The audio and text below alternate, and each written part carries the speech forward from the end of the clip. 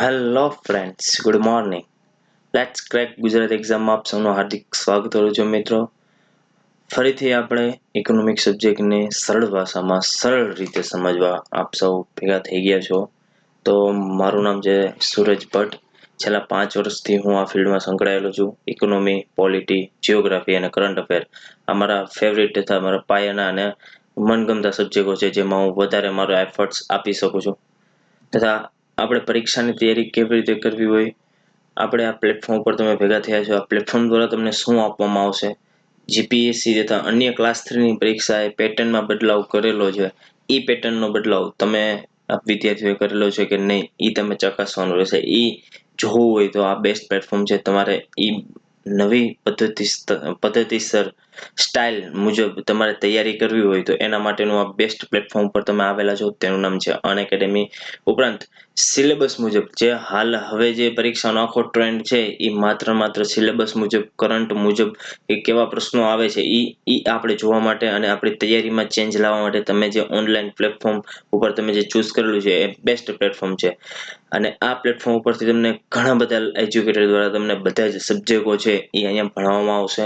ત્યારબાદ તમે નકારાત્મક પરિણામોથી થાકી ગયા હોય, અત્યારે ઉત્સાહ છે એ ઓછો થઈ ગયો હોય તથા લોકડાઉનની પરિસ્થિતિને લીધે મનની જે પરિસ્થિતિ છે, મનની એ હાલ રીડિંગ પ્રત્યે જાગતી ન હોય તો મિત્રો જાગવી જરૂરી છે. કારણ કે હાલ જે લોકડાઉનની પરિસ્થિતિ છે, એક આપણા માટે ઓપોર્ચ્યુનિટીની એક તક છે કે જે આપણા નબળા સબ્જેક્ટ છે, જે સબ્જેક્ટ આપણે રીડિંગ નથી કરતા, જે સબ્જેક્ટમાં આપણે એટલું વાંચન નથી કરતા, એ સબ્જેક્ટને અત્યારે આપણે લઈ અને એ સબ્જેક્ટમાં ધીરે ધીરે પકડ મેળવવાની આ આપણને તક મળી છે. ઇકોનોમી સબ્જેક્ટ બધાનો એવો હશે કે બધા એમ ઓપ્શનમાં કાઢતા હશે, તથા ઇકોનોમિક સબ્જેક્ટ છે એ થોડોક ડિફિકલ્ટ અને ટર્મિનોલોજી વાળો હોવાથી અમુક વિદ્યાર્થી મિત્રો વાંચતા ન હોય, મૂંઝવણ આવતી હોય, તો તેવી જે બધા વિદ્યાર્થી મિત્રોની મૂંઝવણ અને સમસ્યાનું સમાધાન તમને અહીંયા અનએકેડમીના પ્લેટફોર્મ પર મળી જશે. તમને સરળ ભાષામાં આપણે કેવી રીતે ઇકોનોમી યાદ રાખવું તે માટેનું ગુજરાતીમાં સમજાવવામાં આવશે અને સરળ રીતે સમજાવવામાં આવશે. એટલે તમે બેસ્ટ પ્લેટફોર્મ પર આવેલા છો મિત્રો. અનએકેડમી જે ઇન્ડિયાનું લાર્જેસ્ટ લર્નિંગ પ્લેટફોર્મ છે. અને તમારે અનએકેડમી એપ્લિકેશન ડાઉનલોડ કરવી હોય તો તમારે પ્લે સ્ટોરમાં જઈ અને ફરજિયાત ડાઉનલોડ કરજો મિત્રો. એમાં પણ અમુક સ્પેશિયલ જે ફ્રી ક્લાસ છે એમાં પણ મૂકવામાં આવે છે, એટલે કે જેથી તમારે આમાં પણ તમે કન્ટિન્યુઅસ રહી શકો ને આમાંથી તમે એમાં જવો એટલે તમે એમાં જે ફ્રી ક્લાસીસ અને પેઇડ ક્લાસ છે એનો તમે અનુભવ અથવા એનો લાભ મેળવી શકો છો. એમાં જે પેઇડ અને ફ્રી ક્લાસ છે એ સ્પેશિયલ ક્લાસ ફ્રીમાં હોય છે અને પેઇડ એટલે પ્લસ કોર્સ એ પેઇડ હોય છે, એટલે કે તમારે પૈસા ભરી અને જોવાનો હોય છે.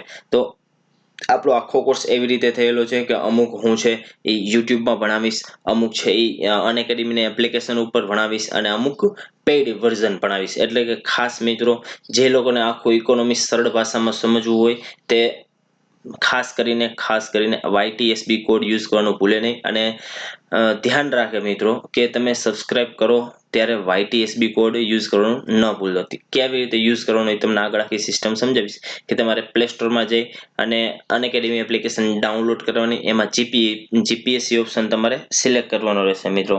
જીપીએસસી ઓપ્શન એમાંથી તમારે સિલેક્ટ કરવાનો રહેશે. જીપીએસસી ઓપ્શન તમે સિલેક્ટ કરશો એટલે તમને મારું નામ આવશે તથા તમારે હાલ જીપીએસસી ઓપ્શન તમારે અહીંયા સિલેક્ટ કરવાનું રહેશે. જો અહીંયા તમારે આવેલું હશે, તમે મોબાઈલમાં ખોલશો અનએકેડમી એટલે જીપીએસસી ઓપ્શન તમારે સિલેક્ટ કરવાનું રહેશે અને ગેટ સબસ્ક્રિપ્શન ઉપર ક્લિક કરવાનું રહેશે. ઓકે મિત્રો, તો હવે તમને આ જે છે તમને અનએકેડમી એપ્લિકેશન ડાઉનલોડ કરી તો એનાથી ફાયદા શું થશે, તો ડેઈલી લાઈવ ક્લાસીસ. શું મિત્રો? Daily live classes.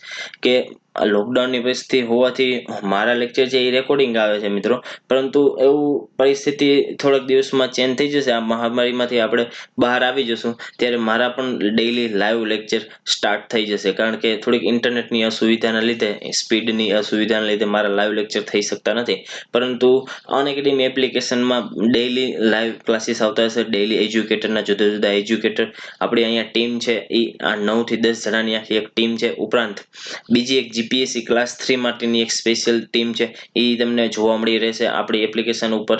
તમે એપ્લિકેશન ઉપર જશો, સબસ્ક્રાઇબ કરશો અને પ્લસનો કોર્સ તમે સબસ્ક્રિપ્શન મેળવશો એટલે તમને આ ટોટલી લેક્ચર છે એ તમને યુઝ કરવા મળશે. ટોટલી લેક્ચર છે એને તમને જોવા મળશે અને એ એજ્યુકેટર છે જે તે એજ્યુકેટર જે તે સબ્જેક્ટના હોય છે એ બધા જ સબ્જેક્ટના તમે એક જ વખત સબસ્ક્રિપ્શન અથવા YTSB એક કોડ યુઝ કરી તમે બધા જ જે સબસ્ક્રાઇબ અથવા બધા જ એજ્યુકેટરના તમે લેક્ચર જોઈ શકો છો.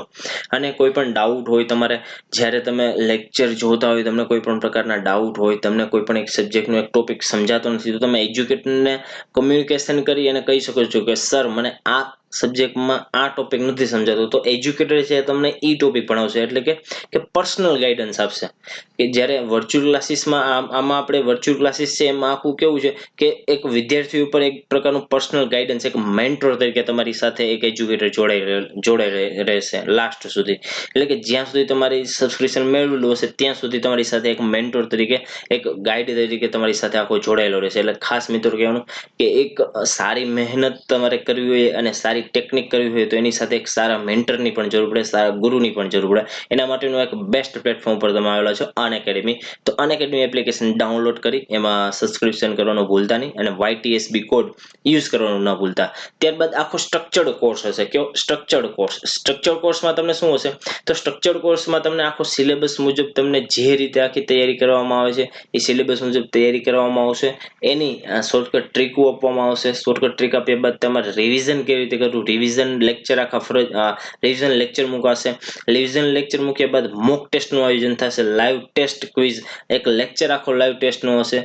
એ લાઈવ ટેસ્ટ ના જે લેક્ચર હોય છે એમાં તમને રેન્ક આપવામાં આવશે 1 થી 10 પ્રકારના, કે જેટલા વિદ્યાર્થી મિત્રો તમે જોડાયેલા હોય એ વિદ્યાર્થી અંદર કેટલા માર્ક્સ આવેલા છે એ માર્ક્સની અંદર તમારે હરીફાઈ થશે કે જેથી તમે એક આખું એક ક્લાસરૂમ જેવું વાતાવરણ, એટમોસ્ફિયર તમને અહીંયા મળશે. કે એ ઓફલાઈન ક્લાસરૂમ કરતાં પણ એક વર્ચ્યુઅલ ક્લાસરૂમનું અત્યારે બેસ્ટ પ્લેટફોર્મ આ છે અને તમને રીડિંગ કરવા અથવા લેક્ચર જોવાની બહુ જ મજા આવશે અને તમે આનું અનલિમિટેડ એક્સેસ મેળવી શકો છો. અનલિમિટેડ એક્સેસ એટલે કે તમે ગમે તેટલી વખત જોઈ શકો છો. તમે જેટલા સમયગાળા દરમિયાન સબસ્ક્રિપ્શન લીધું હોય છે એ સમયગાળા દરમિયાન તમે આ જે વિડીયો છે એ તમે અનલિમિટેડ વખત એક્સેસ એટલે અનલિમિટેડ વખત જોઈ શકો છો. તમારે એક વખત જોયો ધીરી સ્પીડમાં, એક વખત ફર્સ્ટ લેક્ચર જોયો, સેકન્ડ ટાઈમ તમે જોતો હોય ત્યારે રિવિઝન પર્પઝથી જુઓ.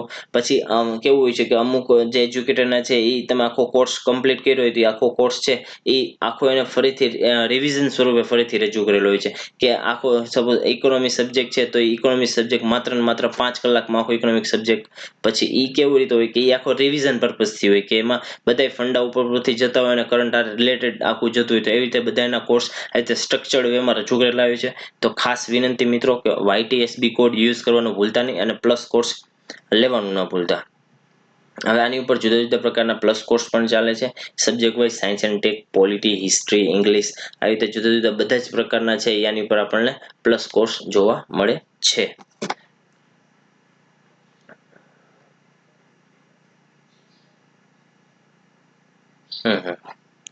ત્યારબાદ આપણે આ રજીસ્ટ્રેશન કરવું હોય, આપણે અનએકેડમી એપ્લિકેશન ઉપર રજીસ્ટ્રેશન અથવા સબસ્ક્રાઇબ કરવું હોય તો કેવી રીતે કરશું આપણે સબસ્ક્રિપ્શન? તો સબસ્ક્રિપ્શન કરવા માટે સૌપ્રથમ તમારે આપણે કીધું હતું કે અનએકેડમી એપ્લિકેશન ડાઉનલોડ કરો. ડાઉનલોડ કર્યા બાદ જીપીએસસી ઓપ્શન સિલેક્ટ કરો. જીપીએસસી ઓપ્શન સિલેક્ટ કર્યા બાદ YTSB મિત્રો, YTSB કોડ યુઝ કરવાનું ભૂલતા નહીં. જેથી તમને કેટલો ફાયદો થશે હું તમને બતાવું છું. જો 12 મહિનાનું સબસ્ક્રિપ્શન કેટલું છે? 7,000 રૂપિયા.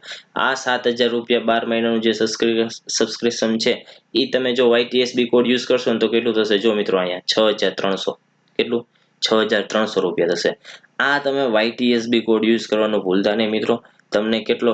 તો 700 રૂપિયાનો ડિફરન્સ આવશે. તો 7,000 રૂપિયાથી લઈ અને 6,300 નો તમારે ડાયરેક્ટ એક આખા વર્ષનો કોર્સ 6,300 માં પડશે. જ્યારે તમે 2 વર્ષ 8,400 રૂપિયા હશે એમાં એનાથી વધારે પણ તમને ફાયદો થશે કે 8,400 રૂપિયા જે પ્રાઇસ છે જે 2 વર્ષની, એની પ્રાઇસ કેટલી છે? 7,560. કેટલી મિત્રો? 7,560. એટલે કે આશરે તમે આમ વિચારો ને દરરોજનું 20 થી 25 રૂપિયા જેટલો ખર્ચ થશે તમારે એક દિવસનો. એટલે સાવ નજીવો અને વ્યાજબી ખર્ચે તમે ઓફલાઈન ક્લાસીસમાં જાઓ. એમાં મિનિમમ તમારે 10,000 થી ચાલુ થાય છે કોર્સ, અને એ તમે એક જ વખત યુઝ કરી શકો. 3 થી 4 મહિનાનો અથવા 6 મહિનાનો કોર્સ હોય તો આ ઓફલાઈન ક્લાસીસ કરતા ઓનલાઈન માધ્યમ તમારે ચૂઝ કરવું હોય અથવા ઓનલાઈન ક્લાસીસ કરવા હોય એનું એક બેસ્ટ પ્લેટફોર્મ છે. સારા એજ્યુકેટર, નિષ્ણાંત એજ્યુકેટર તમને અહીંયા ભણાવવા મળશે, અને ટીમ આખી બેસ્ટ છે. એ ગુજરાતમાંથી સારા એજ્યુકેટરને ચૂઝ કરી અને એક આખી ટીમ બનાવેલી છે. મનીષ સિંધી સર છે, જોવાનસિંહ સર છે, અભિજીતસિંહ સર છે, જોહરા મેડમ છે, પછી વસીમ કાઝી સર છે. આવી રીતે જુદા એજ્યુકેટર ને અક્ષય તેરૈયા સાહેબ, દીક્ષિત તેરૈયા સાહેબ, આ આખી એક એવી ટીમ છે કે જે તમને તમારી એક્ઝામને કેવી રીતે નજીક પહોંચાડે, તમારા ગોલને કેવી રીતે ક્રેક કરવો એ માટે તત્પર કામ કરી રહી છે. તો ખાસ કરી આ ટીમનું કામ જોઈ અને તમે આખો અભ્યાસક્રમ લ્યો અને પ્લસ કોર્સ સબસ્ક્રાઇબ કરો અને YTSB કોડ યુઝ કરવાનું ભૂલતા નહીં, કે જેથી મિત્રો મને પણ વધારે પ્રોત્સાહન મળશે અને મને પણ વધારે ગમશે. મારો કોડ યુઝ કરશો તો YTSB. ત્યારબાદ આજના લેક્ચરમાં આપણે ઇકોનોમિક્સના લેક્ચરમાં આપણે શું ભણવાના છીએ? તો ઇકોનોમિક્સના લેક્ચરમાં હવે જે આપણું આખું ઇકોનોમિક્સ જે છે એ આખું ચેન્જ થશે. અત્યાર લગી આપણે શું જોયું હતું? તો અત્યાર લગી આપણે જે ફંડા આપેલા હતા, ફંડા આપણે જોયા કે જે ઇકોનોમીની જે ટર્મિનોલોજી હતી એ ટર્મિનોલોજી જોઈ. તો હવે આપણે શું મળશું? તો હવે આપણે ભારતીય અર્થતંત્રમાં ઇકોનોમી કેવું છે, ભારતીય અર્થતંત્ર કેવું છે, આપણે એની શરૂઆત કેવી રીતે થઈ, હવે જે ટર્મિનોલોજી હતી, જે ફંડા હતા એ બધા આપણે સમજી લીધા. હવે આપણે એ ફંડાને આપણા ઇકોનોમી અથવા આપણા અર્થતંત્ર ઉપર અપ્લાઈડ કરશું. તો એ અપ્લાઈડ કરવા માટે આપણે અર્થતંત્રની શરૂઆત ભારતમાં કેવી રીતે થઈ ને આપણે સૌપ્રથમ એ જોશું કે આપણું અર્થતંત્ર કેવી રીતે બન્યું. કે બ્રિટિશરો ભારતમાં હતા ત્યારે આપણું અર્થતંત્ર કેવી રીતે હતું. બ્રિટિશરો વયા ગયા, આપણે આઝાદી મળી ગઈ ત્યારબાદ આપણે ભારતીય અર્થતંત્ર આપણું કેવું ગયું, કેવી રીતે થતું. આયોજન પંચની રચના થઈ, આયોજન પંચની રચના બાદ પંચવર્ષીય યોજનાઓ આવી, પંચવર્ષીય યોજનાઓ બાદ મોદી સરકાર દ્વારા છે એ નીતિ પંચ અથવા નીતિ આયોગની સ્થાપના કરવામાં, જે એક થિંક ટેન્ક સ્વરૂપે કામ કરવામાં આવ્યું. આ આખું છે એ આજે આપણે આપણા લેક્ચરમાં ભણશું આખું, કે આપણે હજી પંચવર્ષીય યોજનાઓ ડિટેલમાં નહીં જોઈએ તો પંચવર્ષીય યોજનાઓ શરૂ નહીં થાય, પણ પંચવર્ષીય યોજના સુધીનું જે આખું માળખું છે એ આપણે અહીંયા ચર્ચા કરશું. નેક્સ્ટ લેક્ચરમાં આપણે માત્ર પંચવર્ષીય યોજનાઓ કરશું. પંચવર્ષીય યોજનાઓ કરવા માટે મિનિમમ 1 થી 1.5 કલાક જોશે મિત્રો, કારણ કે આપણે આખી 12 પંચવર્ષીય યોજના ડિટેલમાં મસ્ત અને શોર્ટકટ એની ટ્રિક સહિત આપણે જોશું આના નેક્સ્ટ લેક્ચરમાં. ત્યારબાદ ભારતમાં જે આર્થિક આયોજનનો જે ઇતિહાસ છે એ આપણે આખો ડિટેલમાં આપણે અહીંયા ભણવાનો છે. આર્થિક આયોજનનો ઇતિહાસ આપણે અહીંયા ભણશું. એ કેવી રીતે ભણશું? તો આપણે ખબર જ છે આપણે ખાસ મિત્રોને કે આપણો 30 થી 40 મિનિટનો આ લેક્ચર ચાલુ રહેશે. એમાં આપણે કરંટ અફેર્સ પણ જોશું. ત્યારબાદ 30 થી 40 મિનિટ આપણે બેઝિક જે ઇકોનોમિક સબ્જેક્ટ છે એ ભણશું. ત્યારબાદ આજનું કરંટ અફેર છે એ જાહેર ક્ષેત્રના જે બેંકોનું જે એકત્રીકરણ એટલે કે મર્જર જે થાય છે જાહેર ક્ષેત્રની બેંકોનું, એ જાહેર ક્ષેત્રની બેંકોનું મર્જર આપણે અહીંયા જોશું. ત્યારબાદ 30 થી 40 મિનિટનો લેક્ચર છે. ડેઈલી ઇકોનોમિકનું આપણે કરંટ કરાવશું. પાસ્ટ યરના જે પ્રશ્ન છે એનું પણ આપણે અહીંયા ચર્ચા કરશું, કે જેથી પ્રિલિમ પ્લસ મેઇન્સનો એપ્રોચ બનતો રહે. આપણે લેક્ચર પણ એવી જ રીતે લેશું કે પ્રિલિમ ઓરિએન્ટેડ અને મેઇન્સ ઓરિએન્ટેડ, એટલે તમને એક જ લેક્ચરમાં પ્રિલિમ્સ અને મેઇન્સ બંનેનું મળે. આપણે છે એ ખાસ કરીને પ્રિલિમ તો ક્વોલિફાઈડ ટેસ્ટ હોય છે, કે પ્રિલિમમાં આપણે માત્ર કેવા કે પાસ કરવા હેતુના માર્ક લેવાના હોય છે, એના માર્ક્સ છે એ આપણે મેરિટમાં ગણાતા નથી. એટલે ખાસ મિત્રો કે પ્રિલિમમાં તમે વધારેમાં વધારે એવી તૈયારી કરો કે ફેક્ચ્યુઅલ ડેટા પાકો કરો. તમે અમુક જે ખાસ કરંટ અફેર હોય, ઇકોનોમિક્સની વાત કરું તો કરંટ અફેરના એવું તમે કડકડાટ કરી નાખો કે તમને પ્રિલિમમાં વાંધો ન આવે. ત્યારબાદ આપણે જે હવે ફેઝ નવો ચાલુ કરવાના છે મિત્રો, આપણે જે મિત્રો નવા આવેલા હોય તો એ મિત્રોને ખાસ વિનંતી કે લેક્ચર છે એ શેર કરવાનું ન ભૂલે, અને આખો અત્યાર સુધીના જે લેક્ચર છે એ જોઈ લે, એટલે જેથી ખબર પડે કે આ ફેઝ સિસ્ટમ સરની શું છે, ફેઝ આપણે કેવી રીતે નક્કી કરેલા છે, કે આખો આપણો સિલેબસ છે એને આપણે ડિટેલમાં આખો એને જુદા ફેઝમાં ડિવાઈડ કરેલો છે, કે જેથી તમને પણ સરળતા રહે. આજે ફેઝ 3, ફેઝ 1 અને 2 કમ્પ્લીટ થઈ ગયા છે. જે મિત્રો નવા હોય તે ફેઝ 1 અને 2 જોઈ લે આખો કમ્પ્લીટ લેક્ચર. અને આપણો લેક્ચર હાલ છે એ બધા જ મિત્રો ઝડપથી શેર અને સબસ્ક્રાઇબ અને લાઈક કરી દે, કે જેથી મને પણ વધારે મજા આવે. કારણ કે શેર, સબસ્ક્રાઇબ અને લાઈક કરશો તો વધારેમાં વધારે લેક્ચર સરળતાથી અને અહીંયા મૂકવામાં જ આવવાના છે. પહેલો જ આપણે ટોપિક હવે ફેઝ 3 નો આપણે વાત કરીએ, સ્વતંત્રતા પૂર્વે ભારતીય અર્થતંત્ર. બીજો જે ટોપિક છે આમાં ભારતીય આયોજનની શરૂઆત. ત્રીજો જે ટોપિક છે એ આયોજન પંચથી નીતિ જે આયોગ છે એની સુધીની સફરની આપણે અહીંયા ચર્ચા કરશું. અને પંચવર્ષીય યોજનાઓ, કે ફેઝ 3 માં આખું આપણે આટલું કરવાના છીએ, પણ આજે ફેઝ 3 ના જે બે મુદ્દાઓ છે આપણે એની અહીંયા ચર્ચા કરશું. તો સ્વતંત્રતા પૂર્વે ભારતની વાત કરતા પહેલા આ એક વિક્ટર એલેક્ઝાન્ડર બ્રુસ એક વાઇસરોય હતા, બ્રિટિશ વાઇસરોય. એને એક આવું એક વાક્ય કીધું હતું. એ વાક્ય છે ને એ ભારતીય અર્થતંત્ર ઉપર બહુ આમ કહેવાય ને કે એમ સારું બેસે છે. પ્લસ કે એ લોકો જે અંગ્રેજો હતા એ અંગ્રેજો કેવા બુદ્ધિશાળી હતા કે એને ખબર હતી કે જો ભારત દેશ આપણે ખોઈ બેસ્યું તો આપણી જે સામ્રાજ્ય આટલું મોટું છે એનો અંત આવી બેસે. એને એક આવું સ્ટેટમેન્ટ આપેલું હતું. એક વાઇસરોય હતા ભારતના બ્રિટિશ ઇન્ડિયાના, જ્યારે એલેક્ઝાન્ડર બ્રુસ એનું નામ છે. એને એક સ્ટેટમેન્ટ આપેલું હતું, એક વાક્ય કીધેલું છે કે ભારત એ આપણા રાજ્યની ધરી સમાન છે. આપણા રાજ્યની એટલે કે બ્રિટિશ રાજ્યની, આખું બ્રિટિશ જે એમ્પાયર હતું કે જે ઓલ ઓવર વર્લ્ડમાં અમુક દેશોને બાદ કરતા એ ઘણા બધા આફ્રિકાના દેશો છે, પછી ઓસ્ટ્રેલિયા અને આપણું એશિયાના ઘણા બધા દેશો છે, એના ઉપર અંગ્રેજોનું રાજ હતું. પણ એને સ્ટેટમેન્ટ આવું આપેલું છે કે આપણા રાજ્યની ધરી સમાન જો આપણા સામ્રાજ્યમાંથી કોઈ રાજ્ય અલગ થશે ને તો આપણે જીવિત રહીશું, પણ ભારત જો અલગ થશે ને તો આપણા સામ્રાજ્યનો સૂર્યનો અસ્ત આવી શકવાની સંભાવના છે. જો ભારત દેશ આપણા હાથમાંથી જશે તો આપણા દેશનો અથવા આપણા સામ્રાજ્યનો સૂર્યનો અસ્ત આવવાની સંભાવના રહેશે. આવું છે એ એલેક્ઝાન્ડર બ્રુસે કીધું. તો આપણે આ છે એ મીન્સમાં લખી શકીએ છીએ વાક્ય સ્વરૂપે. ત્યારબાદ સ્વતંત્રતા પૂર્વે ભારતીય અર્થવ્યવસ્થા. તો આખું જે આપણું ભારતીય અર્થવ્યવસ્થા છે એ સ્વતંત્રતા પૂર્વે કેવું હતું, આપણે જે આખી જે આર્થિક આયોજન કેવી રીતે આપણે નિભાવ્યું, આપણે સ્વતંત્રતા પૂર્વે કેવી રીતે આખું આયોજન થતું હતું. બ્રિટિશ જે અર્થવ્યવસ્થા હતી એ બ્રિટિશ અર્થવ્યવસ્થા સમયે બ્રિટિશરોએ આપણી જે અર્થવ્યવસ્થા સારી હતી એને કેવી રીતે વેરવિખેર કરી. ઉપરાંત થોડોક ફાયદા પણ છે કે બ્રિટિશરો ઇન્ડિયામાં ભારતમાં આવ્યા તો એને અમુક પ્રકારના ફાયદા પણ કરેલા છે. રેલવે, તાર ટપાલ છે, વાહન વ્યવહાર, રોડ રસ્તાઓ સારા કરેલા છે.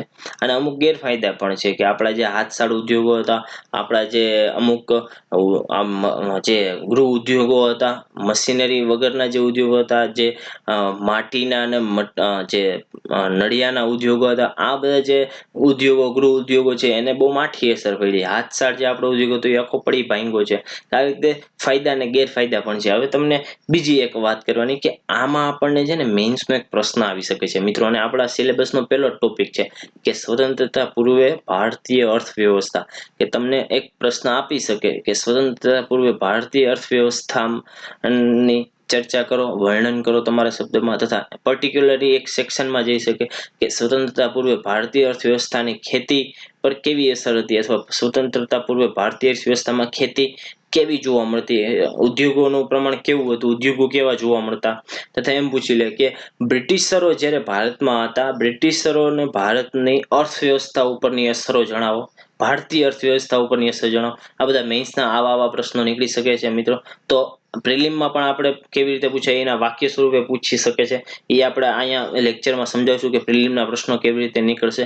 ત્યારબાદ 1750 થી જે આપણે 1830 દરમિયાન બ્રિટનમાં છે એ ઔદ્યોગિક ક્રાંતિ થઈ હતી, અને બીજી તરફ છે એ ભારતમાં આખી જે ઇંગ્લેન્ડની ઈસ્ટ ઇન્ડિયા કંપની હતું એનો રાજકીય રીતે જે દબદબો હતો એ એકદમ મજબૂત થયો છે 1830. કારણ કે 1757માં યુદ્ધ થયું, પ્લાસીનું યુદ્ધ.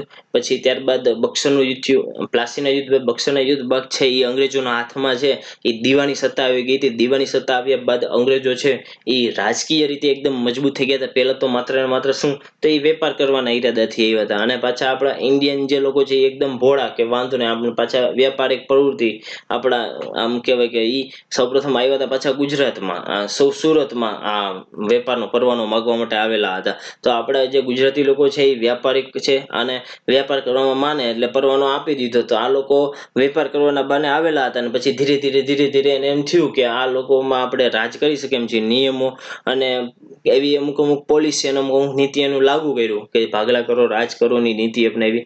અંદરો અંદર રાજ્યો વચ્ચે લડાવ્યા, લોકોને અંદરો અંદર લડાવ્યા, અને એક સમય એવો આવ્યો કે એ લોકો છે એ વેપાર કરવાના બાને એક આખી એક આમ કહેવાય કે સત્તા આમ રાજા તરીકે આખા અર્થવ્યવસ્થા આખા ભારતમાં ઉભરી આવેલા હતા કે ઈસ્ટ ઇન્ડિયા કંપની છે એ માત્ર ને માત્ર વેપાર નહોતી કરતી, પછી એક શાસનની એક કંપની તરીકે થઈ ગયું હતું. અને જુદા જુદા આપણે અર્થવ્યવસ્થા સંબંધિત આપણે અહીંયા પણ આપણે હિસ્ટ્રી પર થોડુંક ઓછું જોશું.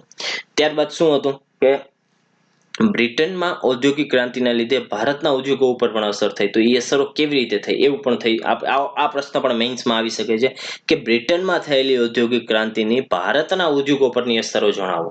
તો ભારતના ઉદ્યોગો ઉપરની અસરો શું શું જોવા મળી હતી? તો જે ભારતના જે પરંપરાગત ઉદ્યોગો હતા, હાથશાળના ઉદ્યોગો છે, જે મિલો છે, આ જે બધા પ્રકારના ઉદ્યોગો છે એમાં જૂની ટેકનોલોજી હોવાને લીધે એની સામે જે નવા ઉદ્યોગો જે સ્થાપના થઈ, ઔદ્યોગિકરણને લીધે જે નવી ટેકનોલોજી આવેલી અને એમાંથી જે ઉત્પાદન થતું એના ઉત્પાદનની સામે જે ભારતના ઉદ્યોગો દ્વારા જે ઉત્પાદન થતું એ ઉત્પાદન ઓછું થતું, એમાં સમય વધારે લાગતો, ટકાઉપણું છે એ થોડુંક નબળી કક્ષાનું હતું. જ્યારે બ્રિટિશરો દ્વારા જે મશીનરી દ્વારા જે ઉપયોગ કરવામાં આવતી કોઈ પણ ચીજ વસ્તુઓ હતી એ જે ચીજ વસ્તુઓ છે એ ટકાઉ હતી, ઝડપથી ઉત્પાદિત થતી અને સસ્તી થોડીક હતી ભારતના જે હાથશાળના ઉદ્યોગોના સમકક્ષમાં.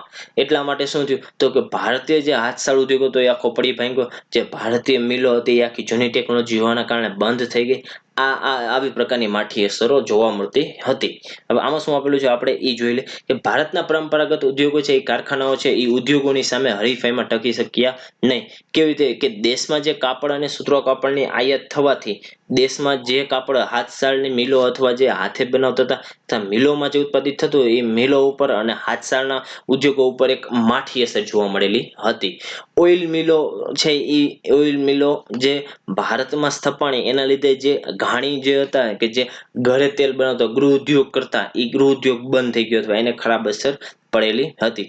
હવે મકાનો ઉપર છે એ પેલા નળિયા અને પતરા નળિયા નાખવામાં આવતા, માટીના વાસણો અમુક લોકો ઉપયોગ કરતા. તો એને લીધે જે પ્રજાપતિઓનો જે ઉદ્યોગ હતો એના ઉપર પણ અસર પડી, કારણ કે હવે મકાન ઉપર પતરા ચડવામાં આવેલા અથવા સિમેન્ટ ઉદ્યોગો વિકસિત થઈ ગયો. એટલા માટે હવે છત ચણવામાં આવેલી હોવાથી જે નળિયા અને જે માટીના વાસણો છે એની જે ઉદ્યોગો કરતા પ્રજાપતિઓ છે એના ઉપર પણ ખરાબ અસર હતા, માઠી અસર પડેલી હતી.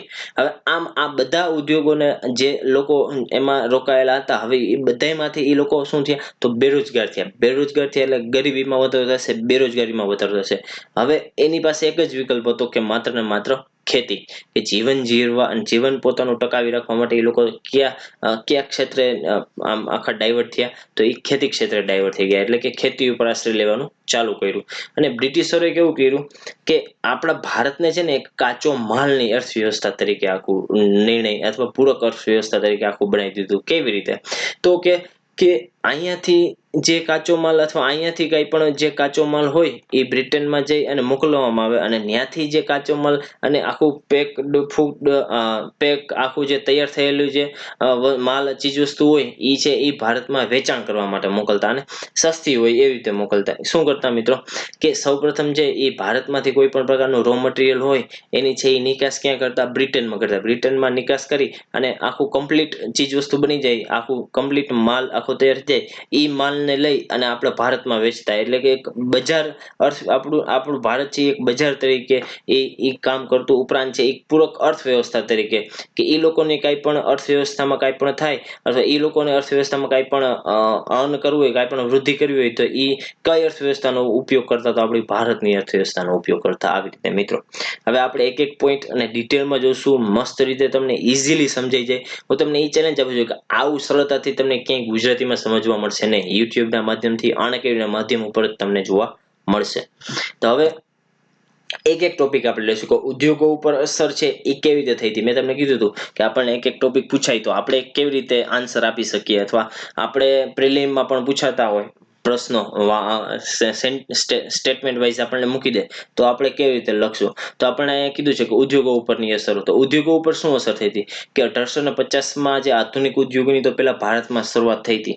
કે આપણે ભારતમાં છે એ આધુનિક ઉદ્યોગોની શરૂઆત ક્યારે થઈ હતી તો 1850 થી થઈ હતી. તો કયા ઉદ્યોગો શરૂઆતમાં જોવા મળતા હતા ભારતમાં? તો ભારતમાં છે એ ખાંડના ઉદ્યોગો જોવા મળતા, ચાના બગીચાઓ જોવા મળતા, સૂત્રો કાપડની મિલો અને શણની મિલો, આવા જુદા જુદા પ્રકારના સ્ટાર્ટિંગમાં ઉદ્યોગો આવા પ્રકારના ઉદ્યોગોથી શરૂઆત થઈ હતી. શણ ઉદ્યોગ છે ને, શણ ઉદ્યોગ એ મિત્રો બ્રિટિશ જે મૂડી હતી અથવા બ્રિટિશરો દ્વારા સ્થાપવામાં આવ્યો હતો ભારતમાં. જ્યારે સુતરાઉ કાપડની મિલો છે એ ભારતીય મૂડી દ્વારા એટલે ભારતીય લોકો દ્વારા ભારતમાં છે એ સ્થાપવામાં આવી હતી. 1907માં જમશેદજી ટાટાએ સૌપ્રથમ છે એ ભારતીય કોઈ મૂડી હોય કે ભારતીય જે હોય અને એને કોઈ પણ એક મોટું કારખાનું અથવા મોટી એક કંપની લોખંડ પોલાદ ક્ષેત્રે સ્થાપવામાં આવેલી હોય તો તેનું નામ છે Tisco, Tata iron and steel company. Tata iron and steel company ખાસ યાદ રાખજો, Tata iron and steel company. એના જે સ્થાપક હતા એ જમશેદજી ટાટા હતા. એની જે સ્થાપના થઈ લોખંડ પોલાદનું સૌપ્રથમ ભારતીય દ્વારા કોને નાખવામાં આવ્યું હતું કારખાનું તો 1907માં જમશેદજી ટાટા. કયું કારખાનું? Tata iron and steel company. આ પ્રિલિમનો પ્રશ્ન છે, ક્લાસ 3માં પણ પૂછાઈ શકે, ક્લાસ 1-2માં સેન્ટેન્સમાં મૂકી દે તો 1907માં Tata iron and steel company ભારતીય મૂડી દ્વારા બનાવવામાં આવેલી હતી. એવી રીતે ઓકે મિત્રો. હવે કે હેન્ડીક્રાફ્ટ ઉદ્યોગ હતો જે હાથશાળ ઉદ્યોગ કહેવામાં આવે છે, એ હાથશાળ ઉદ્યોગ છે એ આપણે આગળ સમજાવ્યું કે એ કેવી રીતે પડી ભાંગ્યું કે હાથેથી જે બનાવતા ચીજ વસ્તુઓ છે એ ટેકનોલોજી આવવાથી એ જે હાથેથી બનાવતા જે ચીજ વસ્તુ છે એમાં ખર્ચમાં વધારો થતો હતો, સમય વધારે લાગતો હતો. જ્યારે હવે આ ટેકનોલોજી આવવાથી શું થશે તો ટેકનોલોજી આવવાથી જે હાથશાળ ઉદ્યોગ હતો એ પડી ભાંગ્યો. જે હાથશાળ ઉદ્યોગનું જે કામ થતું હતું એ ટેકનોલોજી આવવાથી એના ઉત્પાદનમાં વધારો થશે, સસ્તું ઉત્પાદન થશે અને ટકાઉ ચીજ વસ્તુનું ઉત્પાદન થશે કે જેથી હવે જે હાથશાળ લોકો હતા એ બેરોજગાર થઈ ગયા. હવે જે હાથશાળ ઉદ્યોગમાંથી આપણે જે નિકાસ કરતા એ નિકાસ આપણી ઘટેલી છે. અને અંગ્રેજોએ શું કર્યું તો અંગ્રેજોએ જે પોતાનું જે બજારમાં પોતાના જે માર્કેટમાં પોતાના ઇંગ્લેન્ડમાં જે માલ તૈયાર થયો હોય એ શું કરે તો એ અહીંયા ભારતમાં બજારમાં મોકલતા, ભારતના બજારમાં એ લોકો વેચતા કે જેથી ભારતીય ઉદ્યોગો સાવ પડી ભાંગ્યા. બંગાળનું એક મસલિન છે એ વિશ્વ વિખ્યાત હતું. એ મસલિન છે ઢાકામાં જે બનતું, બંગાળના જે ઢાકામાં બનતું એ મસલિન એક કાપડ છે. એ કાપડ એટલું બધું ફેમસ હતું કે મશીનરી આવવાથી એ કાપડની જે પ્રોડક્ટ હતી એ આખું બજારમાં છે એ પતન થઈ ગયું. એ જે મસલિન કાપડના જે ઉદ્યોગો હતા એ કાપડના ઉદ્યોગો ઉપર બહુ જ ખરાબ અસર થઈ, કારણ કે ટેકનોલોજી આવવાથી મસલિન કાપડની જે મોંઘું પડતું પ્લસ એ બનાવવામાં વાર લાગતી, પણ મશીનરો આવવાથી ટેકનોલોજીનો વિકાસ થવાથી સસ્તી અને ઝડપી ઉત્પાદિત પ્રક્રિયા થવાના કારણે એ મસલિન કાપડની ડિમાન્ડ છે, માંગ છે એ ઓછી થઈ ગઈ અને જે સ્થાનિક વેપારીઓ હતા એને પતન થયું અને એના ઉપર માઠી અસર પડેલી છે. ત્યારબાદ 1947માં શું થયું? 1947માં જે રોજગારી હતી, રોજગારીનો કુલ હિસ્સો છે એ 2% પણ ઓછો જોવા મળતો હતો. દેશમાં પ્રાપ્ત કુલ રોજગારીમાંથી ઉદ્યોગોમાંથી જે રોજગારી મળતી હતી એ રોજગારીમાં 2%થી પણ ઓછો છે એ ઉદ્યોગોમાંથી રોજગારી મળતી હતી. યાદ રાખજો મિત્રો, આ આપણે આંકડો છે મેન્સમાં લખી શકીએ કે 1947માં છે એ ઉદ્યોગોમાંથી 2%થી પણ ઓછી રોજગારી મળતી હતી ત્યાં એ સમયે. અને જે રાષ્ટ્રીય આવકમાં ઉદ્યોગોનો હિસ્સો કેટલો હતો? માત્ર 8%. કેટલો? માત્ર 8% હિસ્સો હતો. આ આંકડા છે તમે મેન્સમાં લખી શકો. મેન્સમાં તમારો પ્રશ્ન છે એ એકદમ ભરપૂર અને સારો માર્ક્સ આપે એવો થશે. ત્યારબાદ ખેતી ઉપર શું અસર થઈ હતી તો ખેતી ઉપર મિત્રો બહુ જ ખરાબ અસર થઈ હતી કે અંગ્રેજો છે એ માત્ર પોતાને જે કામમાં આવે અથવા પોતાના ઉદ્યોગોને જે રો મટીરિયલમાં માંગની જે ચીજ વસ્તુઓ હોય એ જ ચીજ વસ્તુઓ છે એ આપણા માર્કેટમાં તો આપણા ખેડૂતો પાસે ઉગાડતા અને જુદા જુદા પ્રકારના કરોના લીધે ખેડૂતોનું એવું શોષણ કરતા. આપણે જે એક આખો ખેડૂત વિદ્રોહ જોયેલો હતો, નીલ વિદ્રોહ જેને કહેવામાં આવે છે, એક નીલ દર્પણ એક પુસ્તક છે દીનબંધુનું છે. એ દીનબંધુએ આ નીલ વિદ્રોહનું આપણને વર્ણન કરેલું છે. એમાં છે એ ખેડૂત વિદ્રોહ વિશે આખું ડિટેલમાં લખેલું છે કે નીલ એટલે ગડીનો એક વિદ્રોહ થયો હતો બંગાળમાં. એ બંગાળમાં આખા ગડીનો જે વિદ્રોહ થયેલો હતો એ દીનબંધુએ આખું એક પુસ્તક લખેલું છે. આ પ્રશ્ન પૂછાઈ ગયો છે યુપીએસસીમાં, નીલ વિદ્રોહ વાળો. ત્યારબાદ આમાં શું આપેલું છે આપણે ઈ જોઈ ડિટેલમાં કે બંગાળમાં જે બ્રિટિશરો એને 3 કાઠિયાની નીતિ કે ખેડૂતોનું જે આખું જમીન હોય એમાં 4 ભાગમાં વહેંચેલું. એમાંથી 3 ભાગમાં માત્ર છે એ ગળી ઉગાડવાની. આ ગળી ઉગાડવાને લીધે જે ખેડૂતોની જે જમીન હતી એકદમ છે એની ફળદ્રુપતા નાશ પામી. જમીન ઉપર બીજા અન્ય કોઈ પાક લેવાતા નહોતા. ગળી કન્ટિન્યુઅસ લેવાથી જમીન ઉપર ઉત્પાદિત એટલી વસ્તુ થતી નહોતી. હવે પાછી ગળી પણ એટલી નહોતી ઉગતી, જેથી ખેડૂતો છે એ કરના લીધે પછી અન્ય કોઈ પાક ન વાવવાની નીતિના લીધે ખેડૂતો છે એકદમ પાયમાલની પરિસ્થિતિ પર આવી ગયા હતા અને અંગ્રેજો વિરુદ્ધ મોટો એક વિદ્રોહ ઉભો કર્યો હતો જેનું નામ હતું નીલ વિદ્રોહ.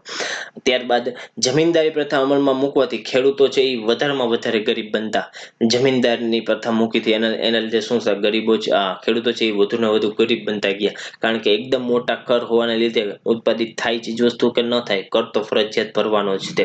એના લીધે શું થતું, જે ખેડૂતો છે એ એકદમ વધુ ને વધુ ગરીબ બનતા ગયા.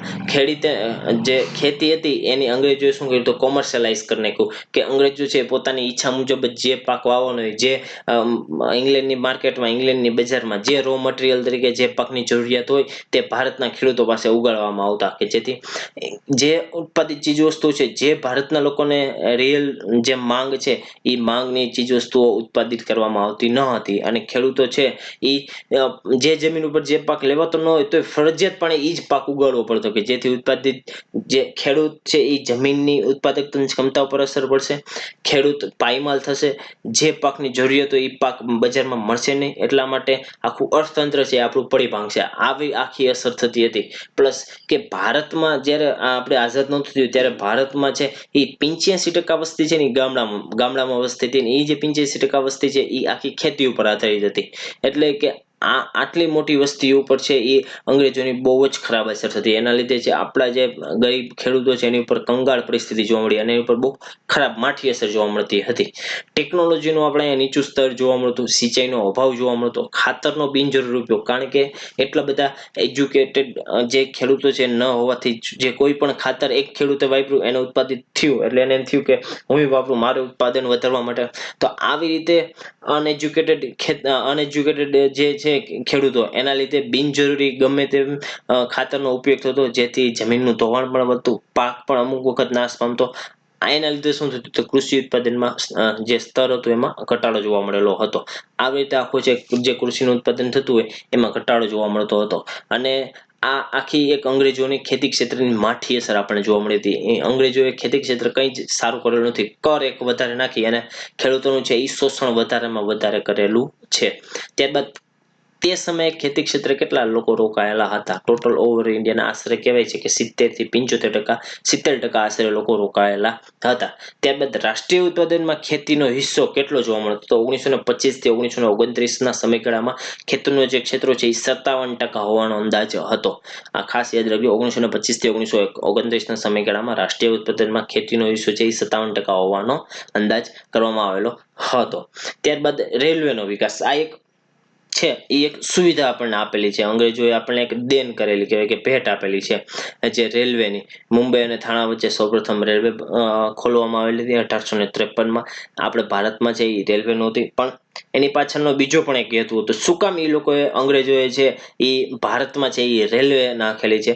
કારણ કે પેલો જ તમે આમ વિચારો ને કે સૌપ્રથમ છે એ પોતાના જે સૈનિકો છે એ સૈનિકોને એક જગ્યાએથી બીજી જગ્યાએ ઝડપથી લઈ જવા માટે, એક જગ્યાએથી બીજી જગ્યાએ યુદ્ધની સામગ્રીઓ પહોંચાડવા માટે, જે ખોરાક છે, કપડાં છે, પછી જીવન જરૂરિયાતની ચીજવસ્તુ એક જગ્યાએથી બીજી જગ્યાએ અંગ્રેજો માટે લઈ જવા માટે સૌપ્રથમ છે ને રેલવેની સ્થાપના કરવામાં આવી હતી. ત્યારબાદ બીજો એનો હેતુ, શું કામ એ લોકોએ રેલવે આપણે ભારતમાં સ્થાપેલી છે? તો કે પોતે જે ચીજ વસ્તુનું ઉત્પાદન કરે છે એ ચીજ વસ્તુઓને ઇંગ્લેન્ડ સુધી અથવા અહીંયાથી ઇંગ્લેન્ડ સુધી પહોંચાડવા, કે જે પોર્ટ સુધી પહોંચાડવા માટે કોઈ સારા રસ્તા નહોતા, એટલે કે રેલવે દ્વારા જ આપણે લઈ જઈ શકશું.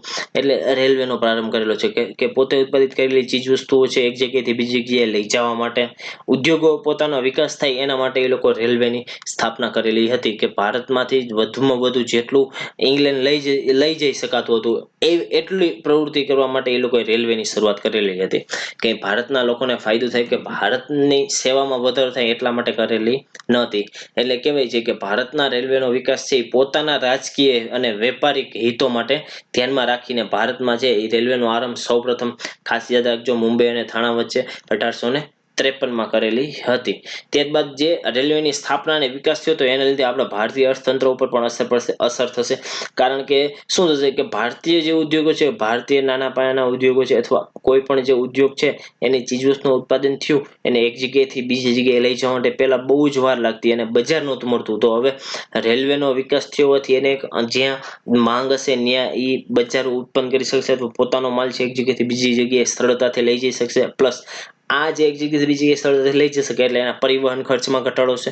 પરિવહન ખર્ચમાં ઘટાડો આવશે એટલે કે દેશના વેપારમાં વધારો થાય, કારણ કે એ પહેલા એક સ્થાનિક બજાર તરીકે કામ કરતો અથવા સ્થાનિક બજાર જેટલું ઉત્પાદન કરતો, હવે એને એક મોટું બજાર મળ્યું. ડિમાન્ડ આખો વર્ગ છે, માંગ કરવાવાળો વર્ગ આખો મોટો મળ્યો એટલે કે એ દેશનો વેપાર છે એમાં વધારો થશે. હવે જે ઉત્પાદિત કરતો એમ ચીજવસ્તુમાં પણ વધારો કરશે અને બહાર નિકાસ કરશે કે જેથી દેશના વિદેશ વેપારમાં પણ વધારો થશે. આથી દેશના આંતરિક વેપારમાં અને વિદેશ વેપારમાં વધારો જોવા મળેલો હતો રેલવેના વિકાસના લીધે. ત્યારબાદ આ વિકાસ એટલે આપણે આ જે વેપાર થતો હતો એની રેલવે ઉપરની અસર જોઈ. હવે રેલવે પોતે એક રોજગાર તરીકેનું એક ક્ષેત્ર ઉભરી આવેલું હતું તે સમયમાં, કારણ કે રેલવેના પાટા નાખવામાં આવતા, રેલવેનું મરામત ખર્ચ, રેલવેને એમાં જે મુસાફરો કરતા હોય મુસાફરીમાં કામ લાગતી, ત્યારબાદ રેલવેમાં કર્મચારી કામ કરતા એમાં પણ કામ લાગતી હતી. આવી રીતે છે એ જુદી જુદી રીતે રેલવે છે એ ભારતના લોકોને કામ લાગેલી છે. રેલવેમાં છે એ મોટા પ્રમાણમાં રોજગારીની તકો પણ સર્જાણી હતી. 1946 થી 47 સમયગાળામાં 10 લાખથી વધારે લોકો છે એ રેલવેમાં રોજગારી મેળવેલી હતી. ત્યારબાદ 1947 સુધીમાં છે 53,000 કિલોમીટર લાંબી છે રેલવે લાઈનો ભારતના લોકો અથવા ભારતીય લોકોએ બનાવેલી હતી. 68 લાખ લોકો છે એમાં એ પ્રવાસ કરતા હતા. ખાનગી સેવા સંસ્થા હતી આ રેલવે.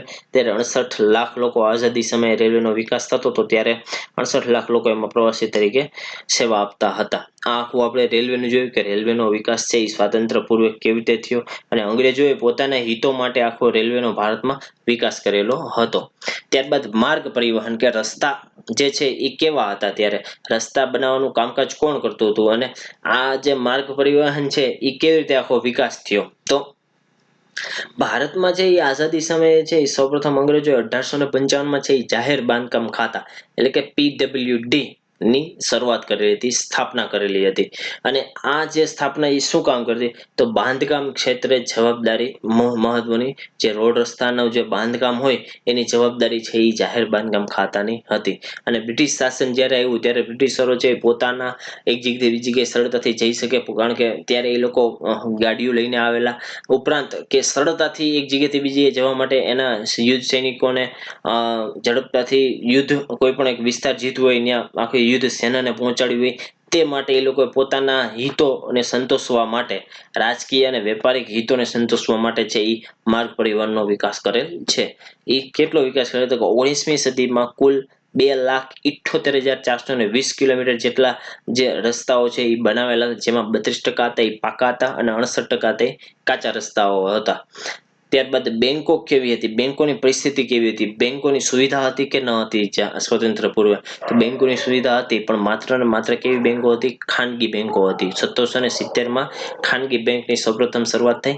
પ્રથમ બ્રિટિશ ભારતની પ્રથમ જે બેંક હતી bank of union bank of કલકત્તાની સ્થાપના થઈ હતી. અને ત્યારબાદ આઝાદી સમયે છે ને 700 થી વધુ બેંકો ભારતમાં જોવા મળતી હતી. આપણે RBI ની જે સ્થાપના છે 1935માં થયેલું હતું. એનું નેશનલાઇઝેશન એટલે કે રાષ્ટ્રીયકરણ છે 1949માં થયેલું હતું. ત્યારબાદ આપણો વિદેશ વેપાર કેવો જોવા મળતો હતો, ભારતમાં પ્રાચીન સમયમાં આપણો વિદેશ વેપાર કેવો જોવા મળતો હતો, તો આપણે સૌને ખ્યાલ હોય કે આપણે સિંધુ ખીણ સંસ્કૃતિમાં આપણને એવા અવશેષો મળેલા છે કે ઇજિપ્ત ને પર્શિયા સાથે આપણે છે એ શું કરતા હતો, વિદેશ વેપાર કરતા. એટલે આપણી જે પ્રજા છે ભારતીય પ્રજા એ જે પ્રાચીન સમયથી એમ કહેવાય કે વ્યાપારમાં માનતી અને વિદેશ વેપારમાં માનતી હતી. ત્યારબાદ અંગ્રેજો જે સમયે ભારતની ચીજ વસ્તુઓ અહીંથી કાચો માલ તરીકે લઈ જતા અને એ લોકો ત્યાંથી છે એ ગુડ્સ, તૈયાર ગુડ્સ છે એ તૈયાર જે અંતિમ જે ચીજ વસ્તુ કહેવાય કે જે પેકિંગ થઈ ગયેલો માલ હોય એ ભારતમાં વેચતા. ભારતને એક બજાર તરીકેનું આખું એક નિર્માણ કરેલું હતું. આમાં શું આપેલું છે આપણે ઈ જોઈ લઈએ કે અંગ્રેજો સમયે ભારતની ચીજ વસ્તુઓ જ્યારે બહાર મોકલવામાં આવતી તો તેના પર વધુ કર મોકલવામાં આવતો. બહાર એટલે કાંઈ બહાર પ્રિન્ટિંગ મિસ્ટેક છે કે અંગ્રેજોની ચીજ વસ્તુઓ છે એ આપણે અંગ્રેજો છે એ આ જે સમયે આપણે ભારતમાં રાજ કરતા ત્યારે ભારતની ચીજ વસ્તુ આપણે કાંઈ બહાર નિકાસ કરવા માટે મોકલતા ને તેના ઉપર એકદમ વધારે કર નાખી દેતા, જેથી આપણી ભારતની વસ્તુઓ છે એ વિદેશમાં કેવી બનતી, મોંઘી બનતી. અને જે બ્રિટિશરો દ્વારા, અંગ્રેજો દ્વારા જે ચીજ વસ્તુઓનું ઉત્પાદન થતું એ ભારતની સમકક્ષની ચીજ વસ્તુમાં સસ્તું હતું.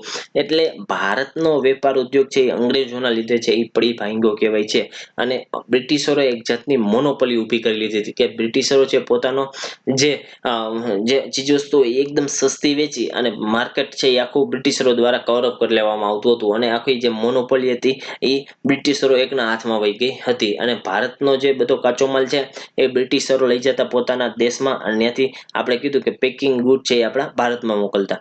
આવી રીતે આખી મોનોપોલી પેદા કરેલી હતી, જેથી ભારતીય ચીજવસ્તુઓ હતી વિદેશમાં મોંઘી બનતી અને લોકોને ખરીદવામાં મુશ્કેલી ઊભી થતી હતી. ત્યારબાદ અલ્પ માનવ વિકાસ, જે માનવનો વિકાસ છે એ અલ્પ જ જોવા મળે, કારણ કે બ્રિટિશરો છે એ ભારતનું તો વિચારતા નહોતા. એ માત્ર ને માત્ર છે એ એના લોકોનું અને બ્રિટિશરનું વિચારતા કે બ્રિટિશરો કેવી રીતે આગળ આવે, અંગ્રેજ અથવા ઇંગ્લેન્ડને કેવી રીતે આગળ લઈ જવું, એ જ માત્ર ને માત્ર વિચારતા હતા કે ભારતને જેમ બને એમ વધારેમાં વધારે કેટલું લઈ જઈ શકાય છે, કેટલું આપણે ભારતમાંથી ઇંગ્લેન્ડ લઈ ટ્રાન્સફર કરી શકીએ છીએ, માત્ર એ લોકોનો એવો જ ઉદ્દેશ્ય હતો. એટલે કે આપણો જે માનવ વિકાસ છે એ હંમેશા અલ્પ જ જોવા મળતો હતો. તો આપણું જે બાળ મૃત્યુ દરનો એ સમયનો જે સ્વતંત્ર પૂર્વનો આંક છે એ 150 થી વધારે હતો. બાળ મૃત્યુ દર, આપણે બાળ મૃત્યુ દર એટલે શું એ પણ કીધું હતું કે દર 1000 જીવતા જન્મેલા એક વર્ષની અંદર છે એ મૃત્યુ પામતા બાળકોની સંખ્યા દર 1000, ખાસ યાદ રાખજો, દર 1000 જીવતા જન્મેલા બાળકોની સમકક્ષમાં 1 વર્ષની અંદર જેટલા મૃત્યુ પામતા બાળકો છે એનું જે પ્રમાણ આપણને જોવા મળે છે એને બાળ મૃત્યુ દર કહેશું. ખાસ મિત્રો આ યાદ રાખજો, બાળ મૃત્યુ દરની વ્યાખ્યા. એ જે બાળ મૃત્યુ દર છે એ આઝાદી પહેલા કેટલો હતો તો 150 થી વધારે હતો. કેટલો? 150 થી વધારે હતો. જ્યારે લોકોનું સરેરાશ આયુષ્ય હાલ કેટલું છે મેં તમને કીધું 69, આશરે 69 વર્ષનું છે. તે સમયે કેટલું હતું તો માત્ર 32 વર્ષ હતું. કેટલું કે કોઈ પણ વ્યક્તિ છે એ આશરે 32 વર્ષ લગી તો જીવે, ત્યારબાદ પછી એને મુશ્કેલી થતી, કોઈ પણ રોગની, કોઈ પણ રોગ છે આવી રીતે જુદા જુદા પ્રકારની સમસ્યાઓ પેદા થતી હતી. ત્યારબાદ સાક્ષરતાનું પ્રમાણ ત્યારે કેટલું હતું 1951માં માત્ર 18.33%. એમાં સ્ત્રી સાક્ષરતા તો બહુ ઓછી હતી, આમ કહેવાય કે 7 થી 8% જ હતી. પણ જે ઓલ ઓવર સાક્ષરતા હતી ભારતમાં એ 18.33% જોવા મળતી હતી. આ રીતે આપણો છે એ આખો આપણે આઝાદી સમયે કેવી આપણે આપણું અર્થતંત્ર ઉપર જુદી જુદી અસરો હતી એ આપણે જોઈ. અને અલ્પ વિકસિત, ત્યારે આપણો દેશ કહેવામાં હતો આઝાદી થઈ ત્યારબાદ આપણે એકદમ અલ્પ વિકસિત હતો. અનાજનું ઉત્પાદન પણ આપણે પ્રોપર રીતે ભારતમાં થતું નહોતું. અનાજનું ઉત્પાદન એટલું નહોતું થતું કે જે ભારતના લોકો સંતોષી શકે.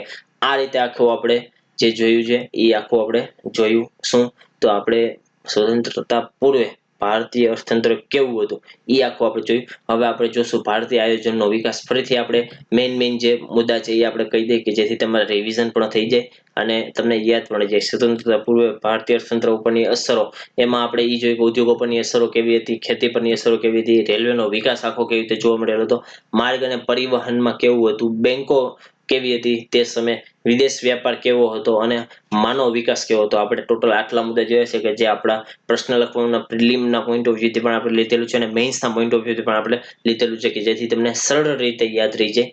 આખું આપણે સ્વતંત્રતા પૂર્વનું જે ભારત હતું એના આખા જેટલા ડાયમેન્શન હતા એ ડાયમેન્શનથી આખો આપણે પ્રશ્ન અને આખું આપણે મટીરિયલ બનાવેલું છે. મટીરિયલ થોડુંક આપણું મોટું બને છે કારણ કે પેન ટેબ્લેટ મારી પાસે ન હોવાથી હું લખીને તમને સમજાવી નથી શકતો. પ્લસ એ ગુજરાતીમાં અવેલેબલ આપણે વધારે તમને ગુજરાતીમાં જેમ સારું અને ક્વોલિટી મટીરિયલ દઉં તો તમને જ કામ લાગશે, એટલા માટે આપણે વધારે લખેલું છે.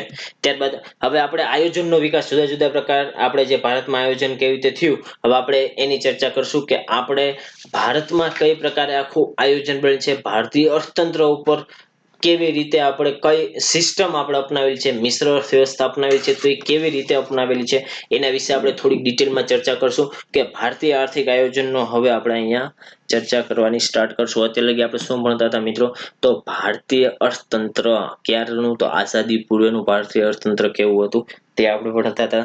હવે આઝાદ થયું ત્યારબાદ સ્ટાર્ટિંગમાં ભારતીય અર્થતંત્ર કેવી રીતે આખું ચાલતું અને કેવી રીતે આયોજન પંચની શરૂઆત થઈ એ આપણે અહીંયા શીખશું. તો ભારત આઝાદ થયું ત્યારે તેની સામે બે પ્રકારની આર્થિક નીતિ સ્વીકારવાના વિકલ્પો હતા. એક હતું મુક્ત અર્થવ્યવસ્થા, એટલે કે મુક્ત અર્થતંત્ર, ફ્રી ઇકોનોમી, કે જે અમેરિકાના અર્થતંત્રમાં જોવા મળતી હતી. ત્યારબાદ હતી બીજી સમાજવાદી અર્થવ્યવસ્થા કે જે રશિયા દ્વારા જોવા મળતી, રશિયામાં જે ચાલતી હતી.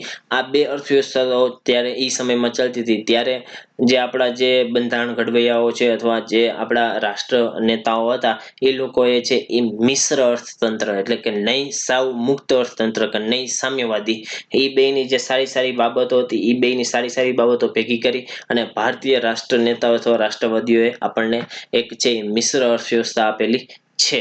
આમ આપણે કહી શકીએ કે આપણો આયોજનનો વિકાસ છે એ ધીરે ધીરે આખી યોજનાઓ, નાની નાની યોજનાઓ કરી અને ઈ લાગુ કરી અને એમાં કાંઈ પણ ફોલ્ટ હોય તો પછી નવી યોજનાઓ લાગુ કરી અને એવી રીતે આખો આપણે વિકાસ થયેલો છે. એ બધી જ યોજનાઓ આપણે અહીંયા જોશું કે કેવી રીતે આયોજન પંચ, આખું આયોજન જે પ્લાનિંગ કમિશન છે કેવી રીતે બન્યું, એની પાછળની ભૂમિકા શું હતી, એ બધી જ આપણે અહીંયા જોશું. તો આપણે પહેલી જે યોજના છે 1944માં જે રજૂ કરવામાં આવેલી હતી 8 ઉદ્યોગપતિઓ દ્વારા. આ હવે છે પ્રિલિમ ઓરિએન્ટેડ, ફૂલ ફ્લેજમાં છે પ્રિલિમ ઓરિએન્ટેડ. ખાસ એક એક લીટી ઉપર ધ્યાન રાખવાનું છે મિત્રો. એક એક લાઈનમાંથી આમાંથી પ્રશ્ન આવી શકે છે અને આવી ગયેલા પણ છે. આપણે એક આખો સેશન લેશું જીપીએસસી ના જે અર્થતંત્રમાં પૂછાયેલા પ્રશ્નો આખો, એમાં તમને આ બધા જ પ્રશ્નો તમને એમાં મળી રહેશે. અત્યારે હાલ આપણે કે બેઝિક જેટલું બને એટલું ઝડપથી કમ્પ્લીટ કરાવવાનો આપણે ટ્રાય કરીએ છીએ. કે બોમ્બે યોજના જેને કહેવામાં આવે છે કે મુંબઈના જે 8 ઉદ્યોગપતિઓ હતા એને છે એક આખું મૂડીવાદી તરીકેનું એક આયોજન કરેલું હતું. એ જે આયોજનનું નામ હતું a plan on economy development in India. ત્યાં સ્પેલિંગ મિસ્ટેક છે મિત્રો, development in India, a plan on economic development in India તેવું નામ આપેલું હતું. અને બોમ્બે યોજના તરીકે પણ આને ઓળખવામાં આવે છે, બોમ્બે પ્લાન તરીકે પણ ઓળખવામાં આવે છે. તેનો મુખ્ય હેતુ શું હતો? તો જે ઇકોનોમિક છે, આખું આપણું ઇકોનોમિક છે એ વૃદ્ધિ થાય ને આપણો ભારતનો જે ઇકોનોમિક ગ્રોથ છે એ વધે. કેવી રીતે? તો ખેતી ક્ષેત્રમાં કેવું થવું જોઈએ? તો ડબલ કરવાનો હતો કે જે હાલ જે ખેતી ક્ષેત્ર 1 અથવા 2% અથવા 5%ના દરેથી વિકાસ થતું હતું એ 10%, 14% એવી રીતે ડબલ કરવાનો હતો. ત્યારબાદ જે ઇન્ડસ્ટ્રી અથવા ઉદ્યોગો હતા એને 15 વર્ષમાં 5 ગણી વધારવાની હતી. 15 વર્ષમાં 5 ગણી વધારવાનો આ લોકોનો ઉદ્દેશ્ય હતો. અને આ યોજનાના મુખ્ય હેડ અથવા સૂત્રધાર કોણ હતા? તો અર્દેસર દલાલ હતા. કોણ હતા? અર્દેસર દલાલ હતા. અને આને છે એ ટાટા બિરલા યોજના તરીકે પણ ઓળખવામાં આવે છે, કારણ કે આમાં ટાટા અને બિરલા બંને લોકો પણ સમાવેશ થાય છે. ટોટલ 8 લોકો હતા, 8 મૂડીવાદીઓ હતા કે જે લોકો ઉદ્યોગ નાખી શકતા હતા. એ 8 લોકો દ્વારા આ છે એ પ્લાન બનાવવામાં આવેલો હતો, જેનું નામ છે બોમ્બે યોજના. ત્યારબાદ સર મોક્સ ગુંદામ વિશ્વેશ્વરૈયા, જેને વિશ્વેશ્વરૈયા તરીકે પણ ઓળખવામાં આવે છે. આ જે મોટા આમ કહેવાય કે ઇકોનોમિસ્ટ હતા, એન્જિનિયરિંગ પણ આ જે અર્થશાસ્ત્રી કરેલું હતું, એટલા માટે એન્જિનિયર ડે છે એ આમના નામ ઉપરથી એન્જિનિયર ડે ઉજવવામાં આવે છે. એને એક પુસ્તક લખેલું હતું the planned economy of India. એ જે પ્લાન ઇકોનોમી ઓફ ઇન્ડિયા છે એમાં જે ભારતના જે ઇકોનોમિક ક્ષેત્રે જે સુધારો લાવવા, ભારતમાં કેવી રીતે દેશની આવક વધારવી, ભારતમાં ગરીબી કેવી રીતે નાબૂદ કરવી, બેરોજગારીમાં કેવી રીતે વધારો કરવો, ખેતી ક્ષેત્રે કેવી રીતે વિકાસ કરવો, ઉદ્યોગમાં શું કરવું, એક આખી એવી રીતે પ્લાન ઇકોનોમી ઓફ ઇન્ડિયા નામના પુસ્તકમાં બધું ડિટેલમાં લખેલું હતું. તેમણે છે કૃષ્ણ સાગર ડેમની ડિઝાઇન અને ભદ્રાવતી આયર્ન વર્કની સ્પોન્સરશિપ એટલે કે એને નાણાં પણ ફાળવેલા હતા. 1934માં તેમણે 10 વર્ષની યોજનાની ભલામણ કરેલી હતી.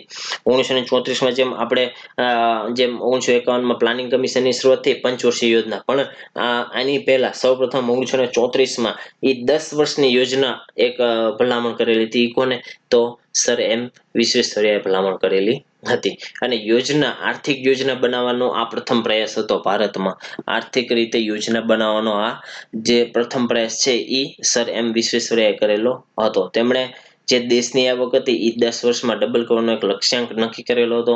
અને તેમનું જે પુસ્તક હતું એમાં એમણે ગરીબી નાબૂદ કરવાનો અને દેશનો વિકાસ કેવી રીતે થાય તેનો ઉલ્લેખ કરેલો હતો. એ એવું માનતા હતા કે જે ખાનગી એન્ટરપ્રાઇઝ છે, સરકાર છે એ ખાનગી એન્ટરપ્રાઇઝ ઓછો ભાર મૂકે અને સરકાર પોતે એક એવા ઉદ્યોગોનું નિર્માણ કરે કે જે વિકાસની તકો ઊભી કરે, કે રોજગારીની તકો ઊભી કરે, ગરીબીમાં ઘટાડો કરે, કે આખું લોકોનું જીવન ધોરણ ચેન્જ થઈ જાય. એટલે સરકારે એવી કાર્યક્ષમતા બતાવવી જોઈએ. આવો જે ખ્યાલ ધરાવતા હતા એ સર વિશ્વેશ્વરૈયા હતા. ત્યારબાદ છે ફિક્કી. ફિક્કી એક એવી એક ફેડરેશન અથવા ઉદ્યોગની એક સંસ્થા છે કે જેમાં ભારતીય મૂડીવાદીઓ દ્વારા એક મહત્વપૂર્ણ સંસ્થા બનાવવામાં આવેલી હતી, જેનું નામ છે federation of Indian chamber of commerce and industry. Full form ખાસ યાદ રાખજો, ક્લાસ 3 માટે બેસ્ટ ક્વેશ્ચન છે ફિક્કીનું ફૂલ ફોર્મ. તો federation of Indian chamber of commerce and industry, જેને ગુજરાતીમાં ભારતીય વાણિજ્ય અને ઉદ્યોગ ફેડરેશન કહેવામાં આવે છે.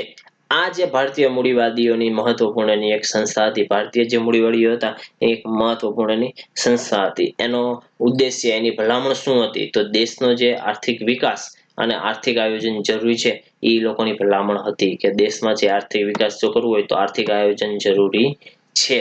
અને એના જે અધ્યક્ષ હતા એ સમયે એનઆર સરકાર હતા. એનઆર સરકાર, યાદ રાખજો, એનઆર સરકાર. અને એનું જે હાલમાં જે વડું મથક છે એ ક્યાં આવેલું છે? નવી દિલ્હીમાં આવેલું છે. આના ફિક્કીના સંસ્થાપક કોણ હતા? જીડી બિરલા અને પુરુષોત્તમ દાસ ઠાકુર. મિત્રો આમાં સમજવાનું નથી, આ ખાલી યાદ રાખવાનું છે, એટલે તમને ઝડપથી થોડુંક જતું હશે એવું લાગતું હશે, પરંતુ આ બધું છે ફેક્ચ્યુઅલ ડેટા છે, એમસીક્યુ પ્રિલિમ વાળું છે, અને ખાસ આમાં છે એ તમારે રીડિંગ કરી અને વાંચીને જ આ કમ્પ્લીટ થશે. પણ હું તમને એ રીતે સમજાવું છું કે તમને અત્યારે યાદ રહી જાય એટલા માટે. ત્યારબાદ હવે નેશનલ પ્લાનિંગ કમિટી કે જે સુભાષચંદ્ર બોઝ દ્વારા જેનું ગઠન કરવામાં આવેલું હતું, આ જે નેશનલ પ્લાનિંગ કમિટી છે એના જે અધ્યક્ષ હતા એ કોણ હતા? તો જવાહરલાલ નહેરુને બનાવવામાં આવેલા હતા. 1938 માં એક જે આઈએનસી નું એટલે કે ઇન્ડિયન નેશનલ કોંગ્રેસનું જે સભા યોજાણી હતી એ સભામાં રાષ્ટ્રીય આયોજન સમિતિનું ગઠન કરવામાં આવેલું હતું. તે ઈ જે 1938 માં જે સભા યોજાણી હતી એના અધ્યક્ષ તરીકે સુભાષચંદ્ર બોઝ હતા. પરંતુ જે નેશનલ પ્લાનિંગ કમિટી એટલે કે રાષ્ટ્રીય આયોજન સમિતિ એના જે અધ્યક્ષ હતા એના અધ્યક્ષ છે જવાહરલાલ નહેરુને બનાવવામાં આવેલા હતા. આ જે નેશનલ આયોજન સમિતિનો મુખ્ય ઉદ્દેશ્ય શું હતો? તો કે લોકોનું જીવન ધોરણ કેવી રીતે સુધરે, લોકોનું જીવન જીવવાની જે રીત છે એ કેવી રીતે ઊંચી લાવવી, ગરીબી જે દેશની એ ઘટાડવી, રોજગારીની તકોમાં વધારો કરવો, જે લોકો બેરોજગાર છે એ બેરોજગારની સંખ્યામાં ઘટાડો કરવો અને રોજગારી દેવાનો ઉદ્દેશ્ય મેઇન હતો. આ જે 1938 માં જે પ્લાનિંગ કમિટી બની હતી ત્યારે આપણા ભારતમાં વાઇસરોય અથવા ગવર્નર કોણ હતા? તો જે વાઇસરોય હતા એ લોર્ડ લિનલિથગો હતા. લિનલિથગો. ત્યારબાદ પીપલ્સ પ્લાન કોને રજૂ કરેલો હતો? તમને પ્રશ્ન આવી શકે અને આવી ગયેલો પણ છે જીપીએસસી પ્રિલિમમાં કે પીપલ્સ પ્લાન કોને રજૂ કરેલો હતો? તો માનવેન્દ્રનાથ રોય, એમએન રોયે શરૂ કરેલો હતો. ભારતીય શ્રમ સંઘ તરફથી યુદ્ધ બાદ પુનઃ નિર્માણ થાય, કારણ કે બીજું વિશ્વયુદ્ધ પૂર્ણ થયું હતું ત્યારબાદ ઘણા ભારતીય સૈનિકો જે અથવા ભારતીય લોકો છે એમાં જોડાયેલા હતા, તેથી ભારતીય અર્થતંત્ર પર બહુ જ ખરાબ અસર થઈ હતી, કારણ કે ઇંગ્લેન્ડ એમાં બહુ ખરાબ રીતે હારેલું હતું. જો તમારે આ યુદ્ધ સિરીઝ જુદી જુદી યુદ્ધ સિરીઝ જોઈ હોય તો આપણે દીક્ષિત તેરૈયા સાહેબના તમે લેક્ચર જોઈ શકો છો. એમાં યુદ્ધ સિરીઝ બાબતેના તમને ડિટેલમાં ખાલી યુદ્ધ સિરીઝ તમને નોલેજ જાણવું હોય બહુ મસ્ત રીતે તમને તમારા આંખ સામે દ્રશ્ય ઊભું થઈ જશે એવી રીતે આખું લેક્ચરનું ઇવેલ્યુએટ કરીને સમજાવેલું છે. અમુક કારણોસર છે આ જે પીપલ્સ પ્લાન છે એ બંધ થઈ ગયો હતો, કારણ ખાલી આપણે આમાં એ જ યાદ રાખવાનું છે કે પીપલ્સ પ્લાન છે એ કોને રજૂ કરેલો હતો? તો માનવેન્દ્રનાથ રોય એટલે કે એમએન રોય, એક સામ્યવાદી બહુ મોટા નેતા હતા જેને બંધારણ સભા બનાવવાનો સૌપ્રથમ ખ્યાલ પણ આમે આપેલો હતો. એમએન રોયે 1934 માં આપેલો હતો. ત્યારબાદ ગાંધીયન યોજના છે એ શ્રીમદ નારાયણે રજૂ કરેલી હતી, કારણ કે ગાંધીજીના વિચારોથી પ્રભાવિત થઈ ગયેલા હતા અને એનાથી પ્રેરણા લઈ અને એક આખું ગાંધીયન યોજના બનાવેલી હતી. જેમ ગાંધીજી એવું ઈચ્છતા હતા કે સત્તાનું છે વિકેન્દ્રીકરણ હોવું જોઈએ, ગ્રામ્ય લેવલ સુધી ગ્રામ પંચાયતની સ્થાપના હોવી જોઈએ, એટલે કે ગ્રામ્ય લેવલ સુધી સત્તા આપેલી હોય છે, સત્તાનું વિકેન્દ્રીકરણ થવું હોવું જોઈએ. તો એવી જ રીતે શ્રીમદ નારાયણે એમના વિચારોથી પ્રેરાય અને એવું અર્થતંત્ર વિશે ઘડન કરતા હતા કે અર્થતંત્ર છે એ વિકેન્દ્રીકરણ હોવું જોઈએ, કે ગ્રામ્ય સુધી સંસાધનોનો એવો ગ્રામ્ય સુધી જે સંસાધનો છે પહોંચી શકે એવી રીતે ઉત્પાદિત ચીજવસ્તુઓનું ઉત્પાદન કરવું જોઈએ કે જેથી ગ્રામ્ય લેવલના લોકો સુધી આનો જે ફાયદો છે એ મળી રહે. ત્યારબાદ છે એ આયોજન અને વિકાસ વિભાગની સ્થાપના કરવામાં આવેલી હતી. વાઇસરોય વેવલના સમયમાં એક કાર્યકારી પરિષદનું આયોજન થયેલું હતું. એ કાર્યકારી પરિષદમાં આયોજનમાં એક નિર્ણય લેવામાં આવેલો હતો.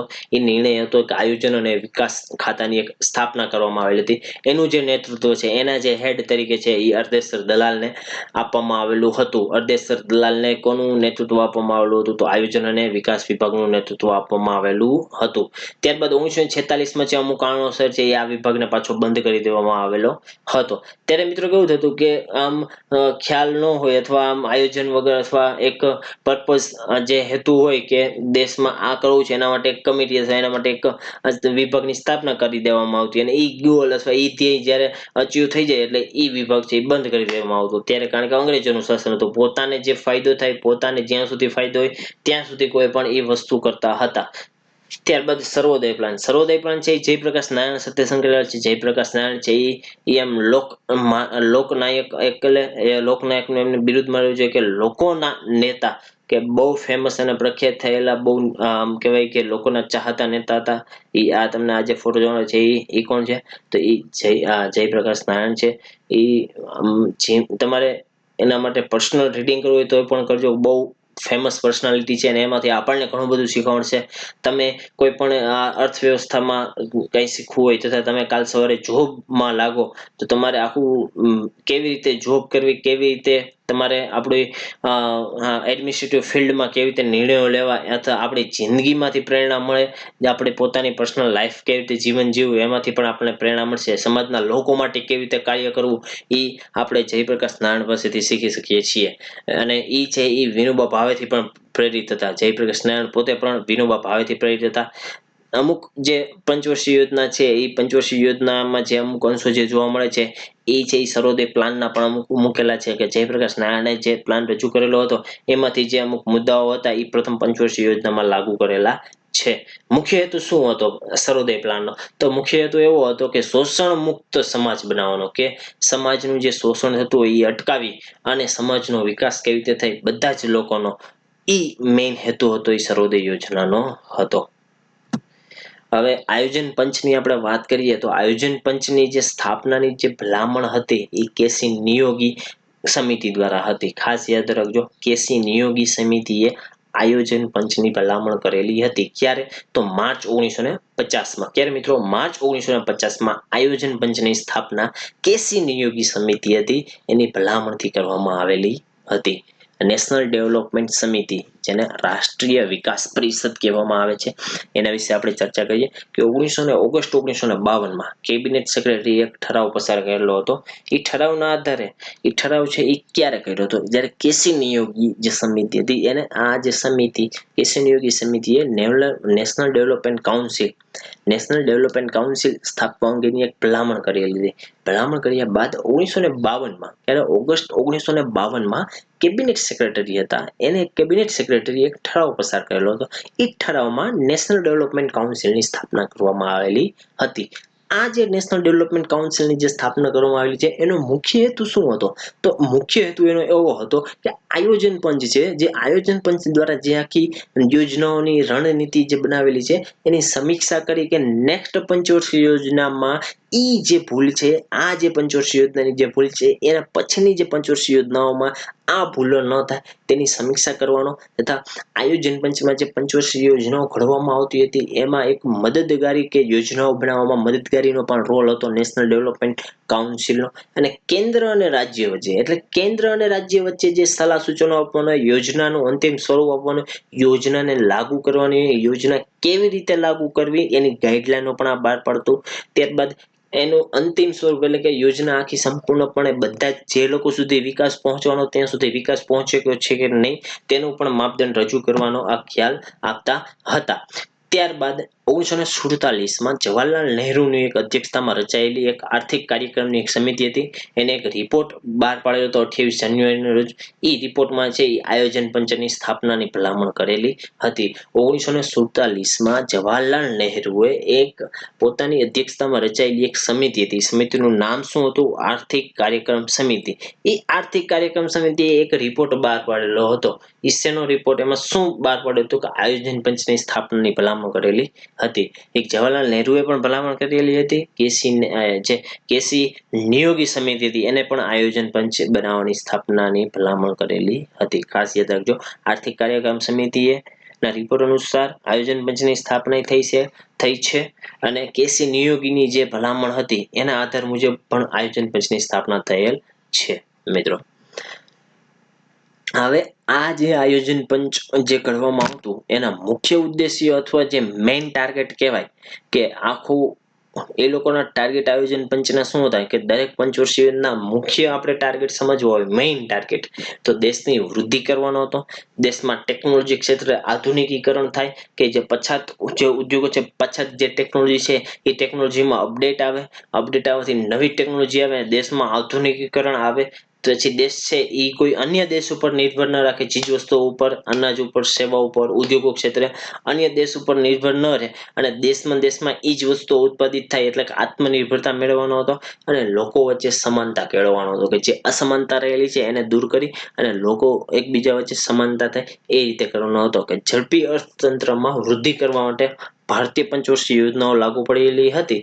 એના આ છે એ લાંબા ગાળાના ઉદ્દેશ્ય, એટલે કે મોટા ઉદ્દેશ્યો આ મુખ્ય હતા. હવે આપણે છે આજના કરંટ ઉપર તરફ જઈએ. કાલથી આપણે છે એ ડાયરેક્ટ પંચવર્ષીય યોજના, પ્રથમ પંચવર્ષીય યોજનાથી આપણે સ્ટાર્ટ કરશું. ખાસ યાદ રાખજો મિત્રો, કાલથી આપણે પંચવર્ષીય યોજનાથી સ્ટાર્ટ કરશું. એટલે થોડુંક તમે રિવિઝન કરતા આવજો, એટલે તમને કાલથી ખ્યાલ આવે કે આપણે કેવી રીતે પંચવર્ષીય યોજના વિશે આપણે મેળવશું. આજનું મેં તમને કીધું હતું, આજનું આપણું કરંટ છે જાહેર ક્ષેત્રના બેંકોનું એકત્રીકરણ એટલે કે મર્જર. જે બેંક છે જાહેર સાહસ એકમની, ઈ પબ્લિક સેક્ટર બેંકનું આપણે એકત્રીકરણ કે જે મર્જર જોવા મળેલું છે એ મર્જરની આપણે વાત કરશું. આમ તો ઘણી બધી બેંકોનું મર્જર થયેલું છે, પણ આપણે જે લેટેસ્ટ છેલ્લે જે થયેલી બેંક છે એ આપણે ખાસ યાદ રાખશું કે પંજાબ નેશનલ બેંક છે એની હારે કઈ બીજી અન્ય બેંકનું મર્જર છે તો oriental bank of commerce, United bank of India. ખાસ યાદ રાખજો કે પંજાબ નેશનલ બેંક છે એની સાથે બીજી કઈ અન્ય બેંકનું મર્જર થયેલું છે તો ઓરિએન્ટલ બેંક ઓફ કોમર્સ અને યુનાઇટેડ બેંક ઓફ ઇન્ડિયાનું મર્જર થયેલું છે. ત્યારબાદ ઇન્ડિયન બેંક સાથે અલ્હાબાદ બેંકનું થયું છે. કેનેરા બેંક સાથે સિન્ડિકેટ બેંકનું થયેલું છે. યુનિયન બેંક ઓફ ઇન્ડિયા સાથે આંધ્ર બેંક, કોર્પોરેશન બેંક, જે બંને બેંકનું જે મર્જર છે એ યુનિયન બેંક ઓફ ઇન્ડિયા સાથે થયેલું છે. આ રીતે જુદી જુદી બેંકનું મર્જર થયેલું છે. બીજી ઘણી બધી બેંકનું મર્જર થયેલું છે, પણ આપણે જે અત્યારે લેટેસ્ટ જે થયેલી છે એ આપણે ન્યૂઝમાં આપણે એ લીધેલી છે. ત્યારબાદ જે સૌથી વધારે એમ કહેવાય કે સૌથી મોટું જે કેપિટલ ધરાવતું હોય, સૌથી મોટું માર્કેટ ધરાવતું હોય અને એનું મર્જર થયેલું હોય તો સ્ટેટ બેંકની જુદી જુદી જે શાખાઓ હતી એનું એક મર્જર આખું થયેલું છે કે જેને દેશનું સૌથી મોટું અને પ્રથમ નંબરનું મર્જર કહેવામાં આવે છે. આ સેન્ટેન્સ તરીકે જીપીએસસી પરીક્ષામાં પૂછાઈ ગયું હતું કે પીએનબી પંજાબ નેશનલ બેંકનું મર્જર છે એ દેશનું સૌથી બીજા નંબરનું મોટું મર્જર થયેલું હતું. ત્યારબાદ બેંક ઓફ બરોડાનું છે એ ત્રીજા નંબરનું સૌથી મોટું મર્જર હતું. કેનેરા બેંકનું ચોથા નંબરનું, યુનિયન બેંકનું પાંચમા નંબરનું, બેંક ઓફ ઇન્ડિયાનું છઠ્ઠા નંબરનું, ઇન્ડિયન બેંકનું 7, આવી રીતે 10 અથવા 12 લગી અહીં રેન્ક આપેલા છે. આપણે છે ટોપ 3 ટોપ 4 યાદ રાખવાના છે. બાકી તમારે એમને રીડિંગ કરવા હોય તો તમારે જાણકારી માટે રીડિંગ કરી શકો છો. હવે આ જે બેંકનું જે એકત્રીકરણ થયું એના ફાયદા શું થયા? બેંકનું જે એકત્રીકરણ આપણને જોવા મળેલું છે એના ફાયદાઓ શું થયા? તો ખર્ચમાં ઘટાડો થશે. કેવી રીતે?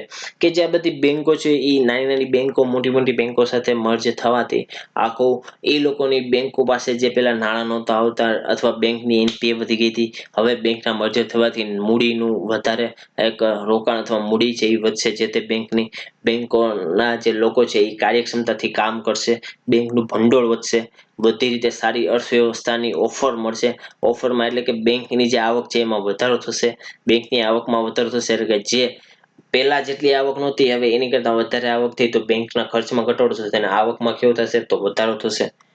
પ્લસ કે જે નાની બેંક હતી, નાની બેંકો જે એ મોટી બેંકો સાથે ભળવાથી એની જે કાર્યક્ષમતા હતી, એના જે કર્મચારીઓ હતા એની કુશળતામાં વધારો થશે, એની જે બેંકો હતી એની સેવામાં પણ વધારો થશે અને આંતરરાષ્ટ્રીય ધોરણે માપદંડનો વિકાસ કરી શકાય છે.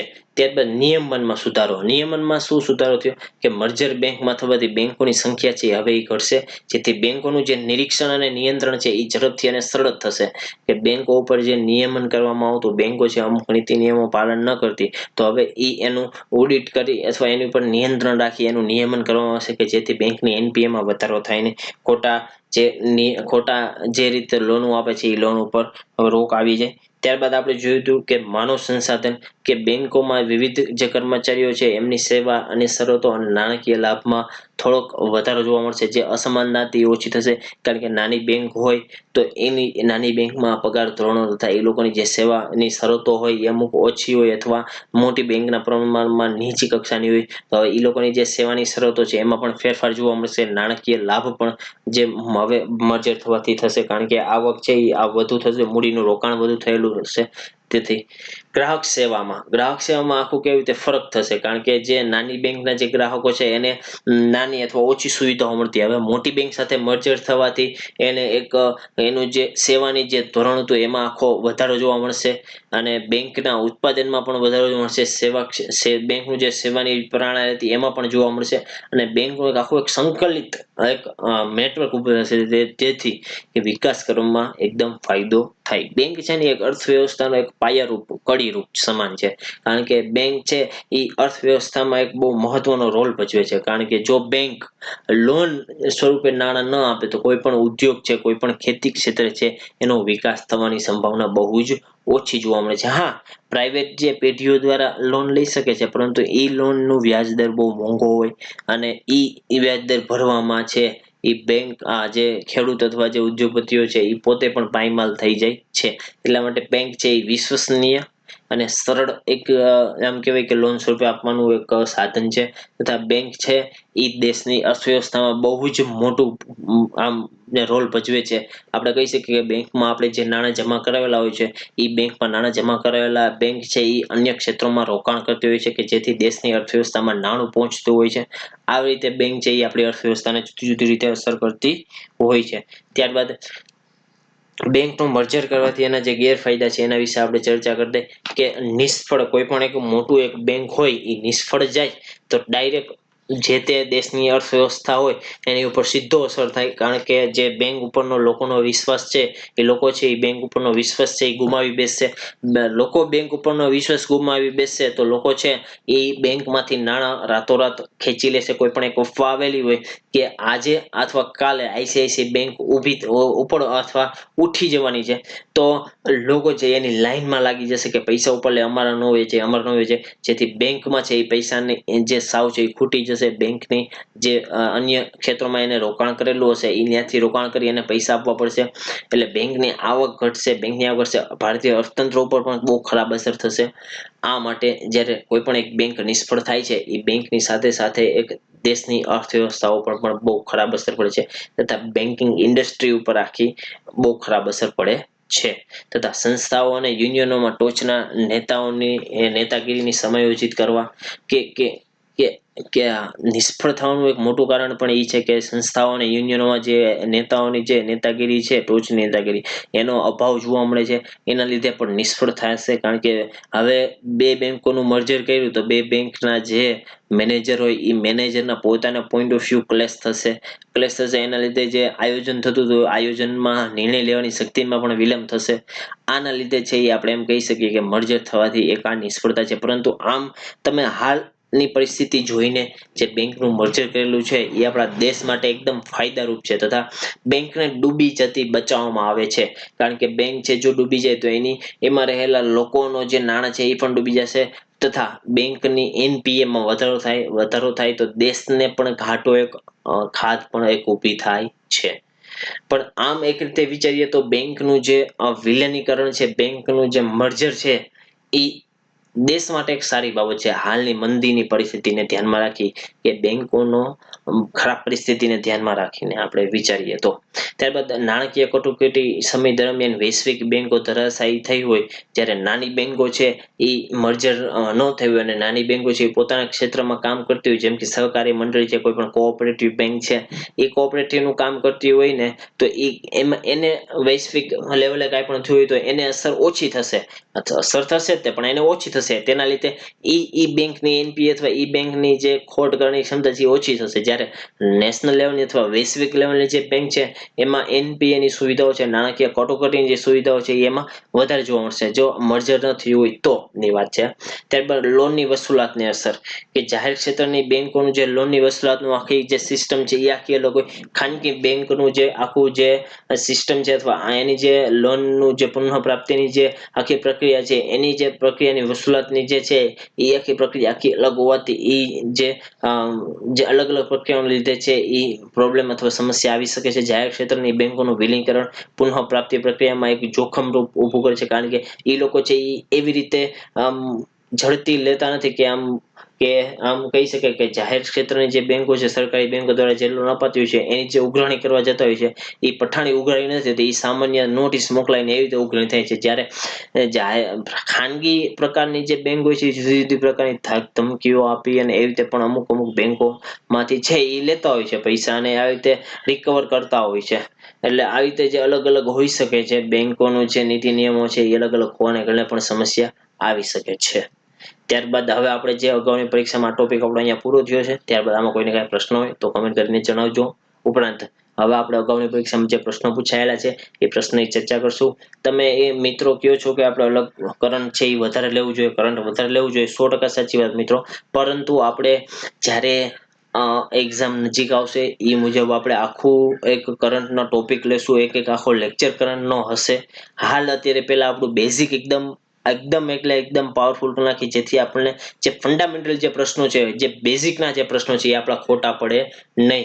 હવે જ્યારે હું સ્પેશિયલ લેક્ચર લઈશ આખા કરંટ ઉપરના, એ હું તમને જણાવી દઈશ અગાઉથી જ કે કાલે મારો સ્પેશિયલ લેક્ચર કરંટનો છે આખો 1 કલાકથી 1.5 કલાક આપણે કરંટ લેશું, એ તમને અગાઉ લેક્ચરમાં જણાવી દઈશ કે જેથી તમને પણ ફાયદો થાય. તમે કરંટ એક કહેવાય કે તમે જે કરંટ ઇંગ્લિશ ન્યૂઝપેપર છે, ઇંગ્લિશ મેગેઝિન છે, એ ઇંગ્લિશ મેગેઝિન ઇંગ્લિશ ન્યૂઝપેપર લેવલની કક્ષાનું આપણે અહીંયા કરંટ કરાવશું કે જે તમને ક્લાસ 1 2 થી લઈને ક્લાસ 3 પરીક્ષામાં ખાસ કામ લાગે. કે અમુક મિત્રોને છે અંગ્રેજી વાંચવામાં અથવા અંગ્રેજી ન્યૂઝપેપર રીડિંગ કરવામાં પ્રોબ્લેમ થતો હોય, તો અંગ્રેજી જે ક્વોલિટી ધરાવતું હોય અંગ્રેજી કરંટ, જે એવી ક્વોલિટી ધરાવતું કરંટ છે એ આપણને ગુજરાતી ન્યૂઝપેપર ન મળતું હોય. સાચી વાત છે, મેં પણ જોયેલું છે ન મળે, કારણ કે એક આખો એડિટોરિયલ જે અંગ્રેજી ન્યૂઝપેપરમાં આવતો હોય એ ગુજરાતી ન્યૂઝપેપરના એડિટોરિયલની જે ક્ષમતા છે એ બહુ નબળી હોય છે અથવા ઓછી હોય છે. તો એ તમારે સમસ્યાનો ભોગ ન થવું પડે અને તમને તમારા જે પ્રશ્નો છે એ પ્રશ્નોના હલ માટે તમે આ પ્લેટફોર્મ પર જે આવેલો છો એ પ્લેટફોર્મ બેસ્ટ છે મિત્રો. એટલે આપણી ચેનલ છે એ સબસ્ક્રાઇબ કરવાનું ભૂલતા નહીં. અને મારો કોડ મિત્રો ખાસ યાદ રાખજો, YTSB શું છે? YTSB પ્લસ કોર્સ આપણે લોન્ચ કરવાના છીએ. YTSB ના નામ ઉપરથી કોડ યુઝ કરવાનું ભૂલતા નહીં. આપણો પ્લસ કોર્સ છે એ કરંટ ઉપર પણ ડિટેલમાં આવશે. છેલ્લા હું કહું છું કે આપણે જાન્યુઆરીથી અથવા ડિસેમ્બર અથવા નવેમ્બરથી આપણે કરંટ લેવાના છીએ. એમાં આખું ડિટેલમાં એમાં કરંટ પ્રશ્ન વાઇઝ MCQ વાઇઝ પણ હશે અને ડિટેલમાં પણ કરંટ હશે. ઉપરાંત આપણે યુટ્યુબમાં પણ લેક્ચર મૂકવાનું છે, પણ યુટ્યુબમાં છે એ આવી રીતે જ કરંટ આવશે. પ્લસ કોર્સમાં છે એ ડિટેલમાં કરંટ આવશે. એટલે આપણું જે YTSB કોડ છે એ યુઝ કરવાનું ભૂલતા નહીં મિત્રો. ખાસ હવે આપણે પ્રશ્નની શરૂઆત કરીએ. નીચેનામાંથી કયા કયા વિકલ્પોનો ભારતના જીડીપીમાં સમાવેશ થાય છે? ભારતના જીડીપીમાં કોનો સમાવેશ થાય છે? ખાસ મિત્રો આપણે જીડીપી કરાવી દીધો છે. જીડીપીના પ્રશ્નો હું આવી રીતે દરરોજ ગોતી અને મૂકતો રહીશ, એકાદ બબે પ્રશ્ન. એટલે ખાસ તમને ખબર પડે કે કેટલી કેવી રીતે વેરાયટી વાળા પ્રશ્નો આવે છે. પેલું જે વાક્ય છે, નીચે આ વાક્ય આપણે 4 આપેલા છે. કે પેલું વાક્ય છે કે ભારતીય દૂતાવાસોમાં અને અન્ય દેશોમાં કોન્સ્યુલેટ પ્રવૃત્તિઓ થતી હોય. 2 વિવિધ દેશો વચ્ચે એર ઇન્ડિયા સેવાઓ હોય. ભારતના આર્થિક પ્રદેશમાં મૂલ્યવૃદ્ધિ ક્ષેત્ર હોય. ભારતના રહેવાસીઓની આંતરરાજ્ય જળસીમામાં કરવામાં આવતી પ્રવૃત્તિ, આર્થિક પ્રવૃત્તિ, આ બધી જ પ્રવૃત્તિ છે એ આપણે જીડીપીમાં સમાવેશ કરશું. ખાસ ધ્યાન રાખજો. ભારતીય દૂતાવાસો ભલે વિદેશમાં હોય, પણ એ ભારતીય દૂતાવાસ છે એ જ્યાં દૂતાવાસ છે એ દૂતાવાસનો સમાવેશ ભારતીય જમીન તરીકે થાય છે અને ત્યાં છે એ ભારતીય કાયદા કાનૂન લાગુ પડે છે. ખાસ યાદ રાખજો. ત્યારબાદ પશુધન વસ્તી ગણતરી 2019માં કરવામાં આવેલી હતી. એમાં પશુધનમાં કેટલા ટકાનો વધારો થયો હતો? તો 4.6% વધારો થયો હતો સાહેબ. Very good. ત્યારબાદ ભારતની વસ્તી ગણતરી 2011 પ્રમાણે ભારતમાં અનુસૂચિત જાતિ એટલે SC અને અનુસૂચિત જનજાતિ એટલે ST બાબતે કયું વિધાન સત્ય છે? આપણે જો આવી રીતે પણ હવે વસ્તીના આંકડા પૂછાય છે, આપણે જ્યારે વસ્તી લેશું એ ટોટલી આપણે કહેશું કે એક પણ તમારું પોઈન્ટ નહીં છૂટે એવી રીતે આપણે વસ્તી લેવાના છે મિત્રો. YouTube ઉપર જ આવશે આપણો લેક્ચર. અનુસૂચિત જાતિ એ SC અને SC ના દેશમાં 16.2% વસ્તી ધરાવે છે. અનુસૂચિત જાતિ છે એ દેશમાં કેટલા ટકા વસ્તી? 16.2% વસ્તી ધરાવે છે. ત્યારબાદ અનુસૂચિત જનજાતિ છે એ દેશમાં 8.2% વસ્તી ધરાવે છે. અનુસૂચિત જાતિ એ ગુજરાતની વસ્તીના 10% છે, તો એ વાક્ય ખોટું છે. અનુસૂચિત જાતિ 10% નથી આપણે. ત્યારબાદ અનુસૂચિત જનજાતિ એ ST ની ગુજરાતની વસ્તીના 14.8% છે, તો એ 1 2 અને 4 વાક્ય છે એ સાચા છે. આવી રીતે ગુજરાતની વસ્તી પણ આપણે ડિટેલમાં લેશું. આપણે બધું જ ટોપિક અહીં કવર કરાવી દેશું મિત્રો, કે જેથી તમને સરળ નોલેજ સરળતાથી મળી રહે અને સારી રીતે મળી રહે. ક્વોલિટી એજ્યુકેશન તમને આ યુટ્યુબના માધ્યમથી, તમને અનએકેડમીના માધ્યમથી મળતું રહેતું હશે.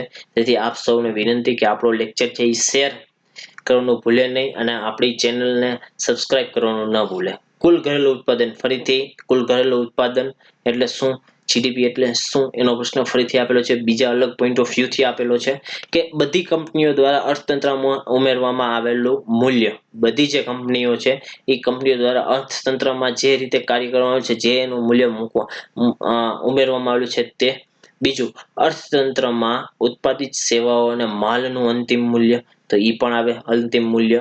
અને અંતિમ વપરાશનો સરવાળો. અંતિમ વપરાશ એટલે કે જે અંતિમ ચીજવસ્તુનો જેટલો ઉપયોગ થયેલો હોય એનો એક સરવાળો કરવામાં આવે અને ઉત્પાદનના 4 પરિબળો દ્વારા જે પ્રાપ્ત થતી આવક છે એનું નક્કી કરવામાં આવે તો એનો સમાવેશ છે કુલ ઘરેલું ઉત્પાદનમાં થાય છે. તો મિત્રો આપણે અલગ અલગ રીતે તમને આ પ્રશ્નો રજૂ કરેલ છે કે જેથી તમને કે કેવી રીતે પોઈન્ટ ઓફ વ્યૂ થી આપણે એક જીડીપી સમજેલો હોય પણ જીડીપી પ્રશ્ન કેવી રીતે અલગ અલગ પોઈન્ટ ઓફ વ્યૂ થી પૂછાય છે એ આપણે ન જોયેલા હોય તો આપણે ભલે કન્સેપ્ટ સમજેલો હોય પણ એ કન્સેપ્ટ છે એ કેવી રીતે પ્રશ્ન આવે છે તો આપણે એ પ્રશ્ન જોઈ તો આપણને પ્રશ્ન જોયા બાદ પેપરમાં જો પ્રશ્ન આ પૂછાય તો આપણે ગભરાઈ ન જાય કે સાહેબ આ તો મેં વાંચી લીધું તોય મને ન આવડ્યું તો આપણે જુદી જુદી આવી રીતે પ્રશ્નોની પ્રેક્ટિસ કરશું આગળ પણ કે જેથી તમારો જે પ્રશ્ન સોલ્વ કરવાનો જે અથવા હું તમને એવું પણ શીખવાડીશ કે તમને સાવ પ્રશ્ન આવડતો ન હોય એને તુક્કો કેવી રીતે મારવો એ પણ આપણે આ પ્રશ્ન સોલ્વના માધ્યમથી આપણે આગળ લેક્ચરમાં સમજશું.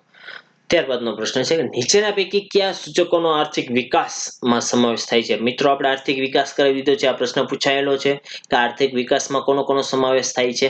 આર્થિક વિકાસમાં છે વાસ્તવિક કુલ ઘરેલું ઉત્પાદન, વાસ્તવિક માથાદીઠ આવક અને માનવ વિકાસ સૂચકાંક. જો વિકાસ શબ્દ તમને કીધો છે, વિકાસ શબ્દમાં કુલ ઘરેલું ઉત્પાદન, વાસ્તવિક માથાદીઠ આવક અને માનવ વિકાસ સૂચકાંક એટલે 1, 2 અને 5 નો સમાવેશ થાય છે. આવા પ્રશ્નો તમારે આવે છે પ્રિલિમમાં એટલે ખાસ આવી રીતે તમારે તૈયારી કરવાની રહેશે મિત્રો.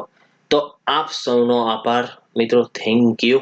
આપ સૌ મારા એન્ડ સુધી લેક્ચર સુધી જોડાઈ રહ્યા અને કન્ટિન્યુઅસ તમે જોડાઈ રહેશો તો આવી જ ક્વોલિટી અને આવું જ સરળ ઇકોનોમીનું લેંગ્વેજનું આપણે પેપર કોઈ પણ મેન્સનું હોય કે પ્રિલિમનું હોય આપણે સરળતાથી પાસ કરીને રહેશું અને લેટ્સ ક્રેક ઇટ એટલે આપણો કોઈ પણ એક્ઝામ છે એ ક્રેક કરીને રહેવાની છે. એટલે આ ચેનલને સબસ્ક્રાઇબ કરવાનું ભૂલતા નહીં અને મિત્રો ખાસ એક વિનંતી છે મારી કે YTSB કોડ યુઝ કરો અને સબસ્ક્રિપ્શન કરો અને મને છે એ યાદ રાખજો ખાસ કે અનએકેડમી એપ્લિકેશનમાં મારું નામ આવે છે સૂરજ ભટ્ટ. એ તમે ડિસ્ક્રિપ્શનમાં લિંકમાં નીચે પણ આપેલું છે. તમે ડિસ્ક્રિપ્શનમાં જશો અનએકેડમી એપ્લિકેશન ઉપર સૂરજ ભટ્ટ સિલેક્ટ કરી અને એમાં ફોલો કરવાનું ન ભૂલતા મિત્રો. ખાસ કે સૂરજ ભટ્ટ અને સર્ચ કરીને મને એમાં અનએકેડમીમાં ફોલો કરવાનું ન ભૂલતા કારણ કે તો જ તમે મારો પ્લસ કોર્સ અથવા જે હું ફ્રી જે ક્લાસ લેવાનો છું તો જ તમને એ ફ્રી ક્લાસ મળશે. જો તમે મને ફોલો કરેલું હશે તો તમે મને ફોલો નહીં કરેલું હોય તો તમને એમાં ફ્રી ક્લાસ હું મૂકવાનો છું જે લેક્ચર લેવાનો છું તમને ત્યાં સુધી મળી શકશે નહીં. એટલે ખાસ મિત્રો મારા કરંટ અફેરના લેક્ચર જો હોય ડિટેલમાં સારી રીતે તો અનએકેડમીમાં જઈ અને પ્લસ કોર્સ જે ફોલોવિંગ છે એ ફોલો કરવાનું ભૂલતા નહીં. સૂરજ ભટ્ટ સર્ચ કરી અને ફોલો કરજો અને તમારે પ્લસ કોર્સ લેવો હોય તો YTSB કોડ યુઝ કરજો. જીપીએસસી ઉપરાંત યુપીએસસી નો કોર્સ લેવો હોય કોઈ પણ JEE કે અનએકેડમી એપ્લિકેશન દ્વારા ચલાવવામાં આવતા જુદા જુદા જે કોર્સ છે નીટ નો કોર્સ છે યુજીસી નો જે કોર્સ છે એ જે જુદા જુદા કોર્સનું તમારે સબસ્ક્રિપ્શન મેળવવું હોય તો એ બધા કોર્સમાં તમને આ કોડ છે એ અપ્લાય તમે કરી શકો છો જેથી તમને ફાયદો થશે. એટલે મિત્રો તમારા મિત્રો વર્તુળમાં કોઈને અન્ય તમારા ભાઈ બહેનને કોઈ પણ સબસ્ક્રિપ્શન લેવાનું હોય કોઈ પણ એક્ઝામ રિલેટેડ સબસ્ક્રાઇબ કરવાનું હોય તો તમે YTSB કોડ યુઝ કરવાનું ભૂલતા નહીં. ખાસ મિત્રો YTSB કોડ YTSB. તો મિત્રો થેન્ક યુ. આભાર તમે લાસ્ટ સુધી જોડાઈને રહ્યા. કાલે ફરીથી આપણે સરળ ભાષામાં સરળ રીતે સમજવા ભેગા થશું. Thank you.